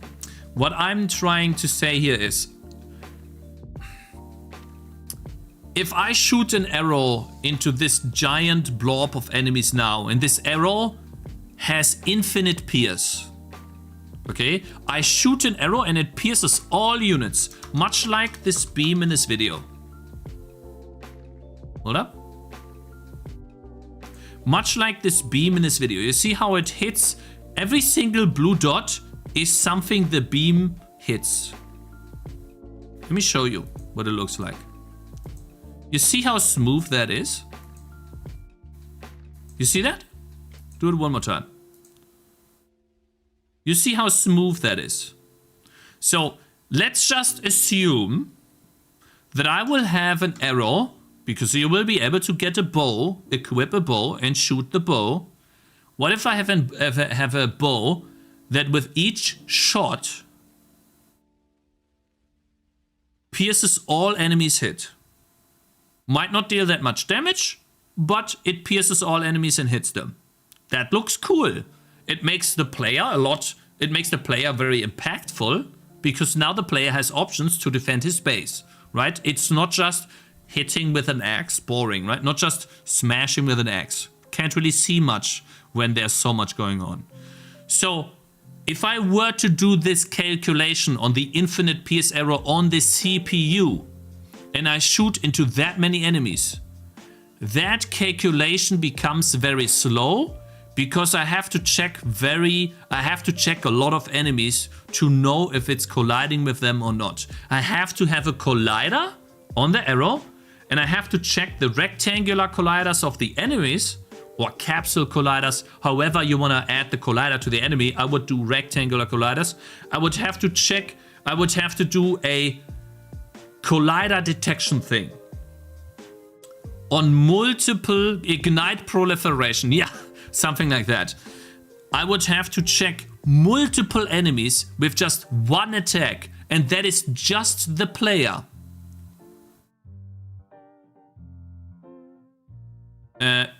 AQ. I will be able to zoom in and out of the game. You will be like...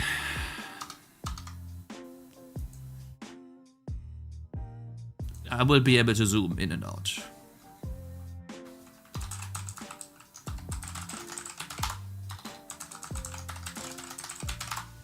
I already talked about that before.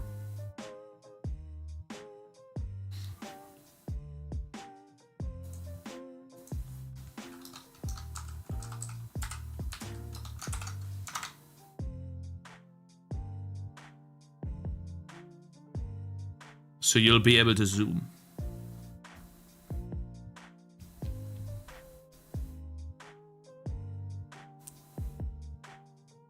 And so then, yes, it makes sense.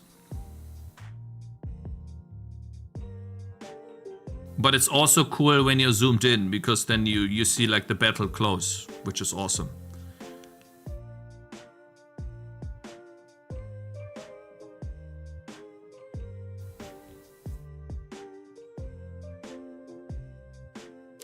So now I need to make a decision and learn, right? Can I do like a mix? Can I do a mix for collision? Because collision will break the game, I'm telling you guys. Collision will break the game. If I shoot an arrow right now down this lane to the top left, it'll break the game. It'll be too many computations. The reason why I know this is because I do this in Tangy TD. And it's super slow. It becomes super slow.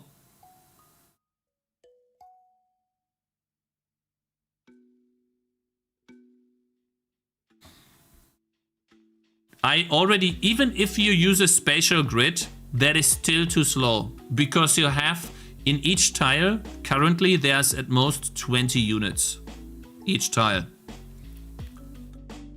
It's going to check 20, 30, 40, 50 tiles times 20.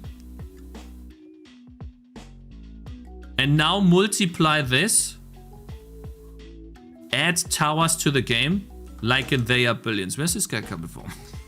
This one guy.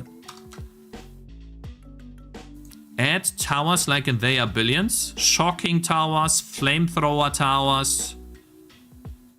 Just shooting at enemies. Maybe piercing shots.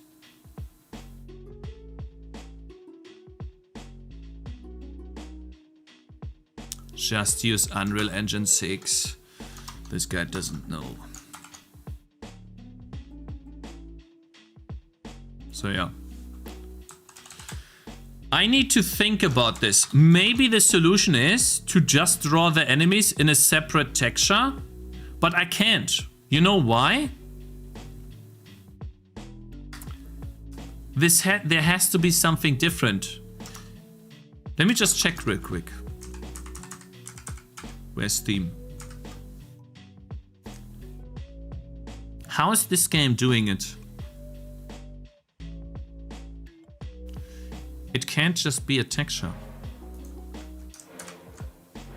Or maybe it is. It's a texture of the size of the map, maybe? Scaled down. Takes the map. Each enemy draws into the texture but scaled down? Let me just check. One sec. Options.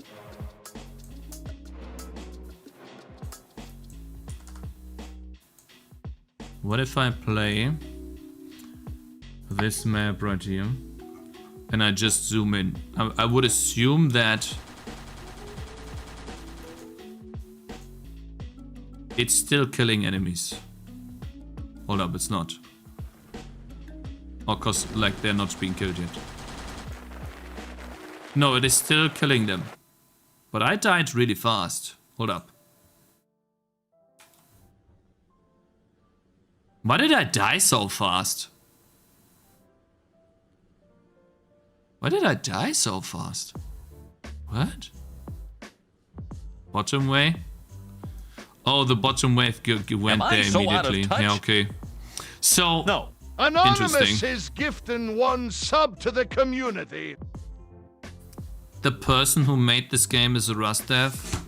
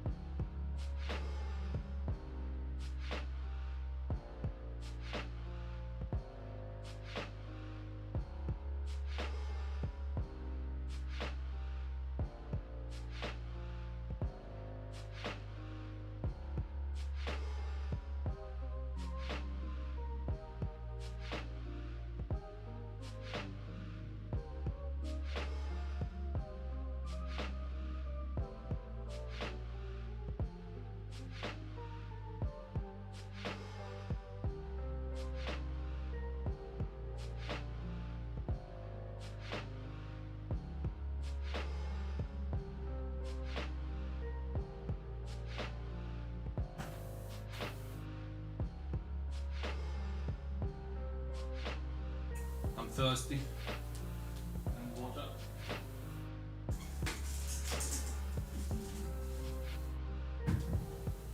Man, this makes me want to get ice cream, bro.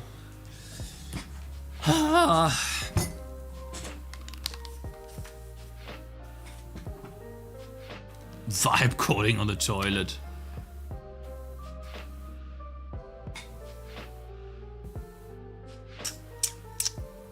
Why did I, by the way, why did I get 500? Because I lost. It's crazy. You could do some reduction perimeter algorithm on the GPU and do collisions with chunks of enemies. Yo, thank you, anonymous gifter, for gifting a sub to Unity. Appreciate it though.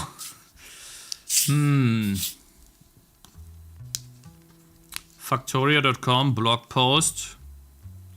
Factorio.com Friday, new pathfinding algorithm. Yeah, I mean, pathfinding is...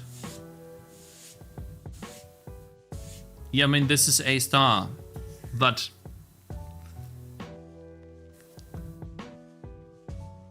Pathfinding is...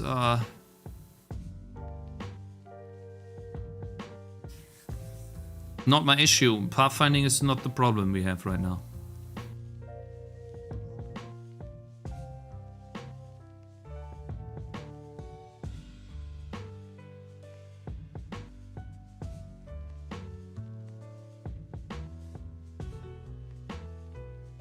Seems interesting though.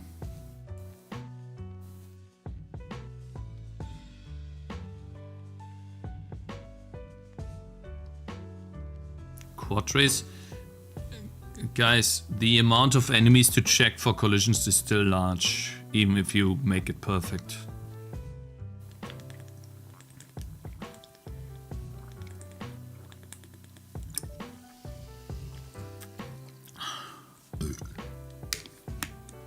Batch the hits instead of handling them one at a time. Collect them into a buffer. Apply depths and damage. Apply damage and depths in one deferred pass at the end of the frame. Yeah, but we are not even doing... You mean GPU stuff, bro? Tavim? Do you mean like if I were to do this using GPU?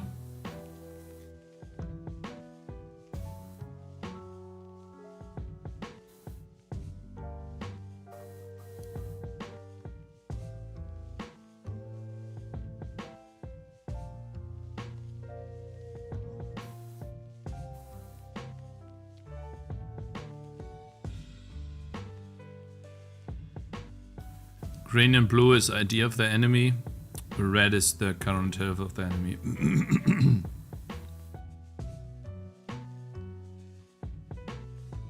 Cakez, why would you zoom? Why would zooming in affect anything? If you were to use textures as you said, you would use a camera that fits perfectly the map bounds. Yeah, no, listen, I'm learning this right now, and yes, I realize that that's what you would do. Right? The camera that is then used for the texture, and the texture would probably also be scaled down. Right?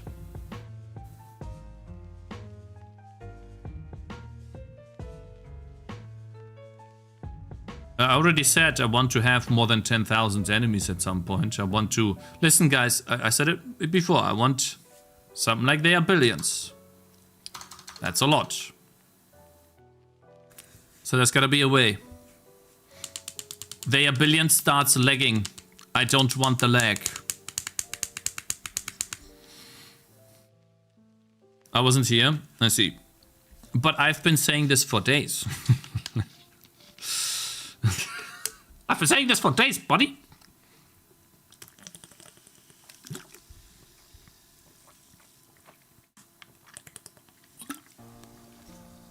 $4K hidden texture? No, it will be a much smaller texture. It will probably be a couple of dots per enemy only.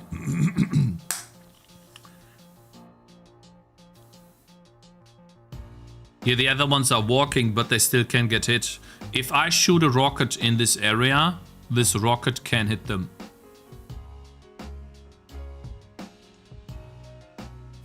Guys, I need to think about this. I could literally talk about this all day.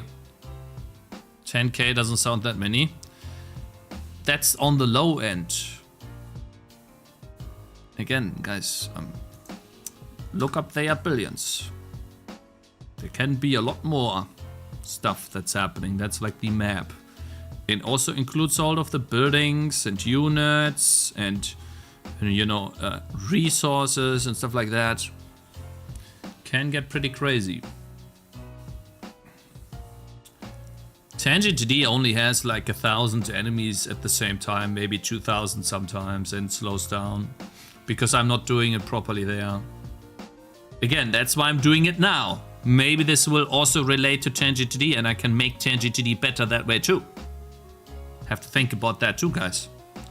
So like all of this that I'm learning now, maybe that'll apply to Tangy 2D as well. Like for example, the stuff that we did with cameras in this game, the UI scaling stuff, that's something I want to port to Tangy 2D. But right now I'm focusing on this game, so I'm not doing much for Tangy 2D. Yeah, that's exactly why I'm researching it, exactly. But okay.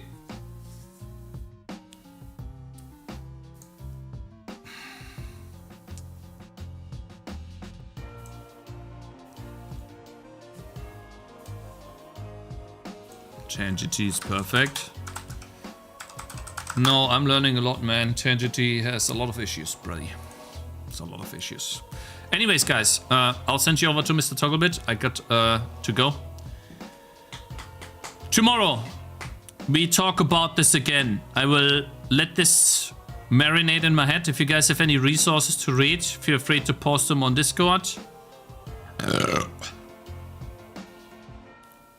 Gothic is not... I can't do it today. I don't have the time. I'm sorry. I'm working on being more punctual. If I was here an hour earlier, then we would be able to do Gothic. But it's okay. We'll do it tomorrow. I'll see you all tomorrow. Have a wonderful evening, guys. Tschüss. Bye-bye. Say hi to Togglebit for me, okay? Wonderful evening, guys, to you. GG's. W stream. See you tomorrow. Peace. Tschüss. Tschüss. Tschüss.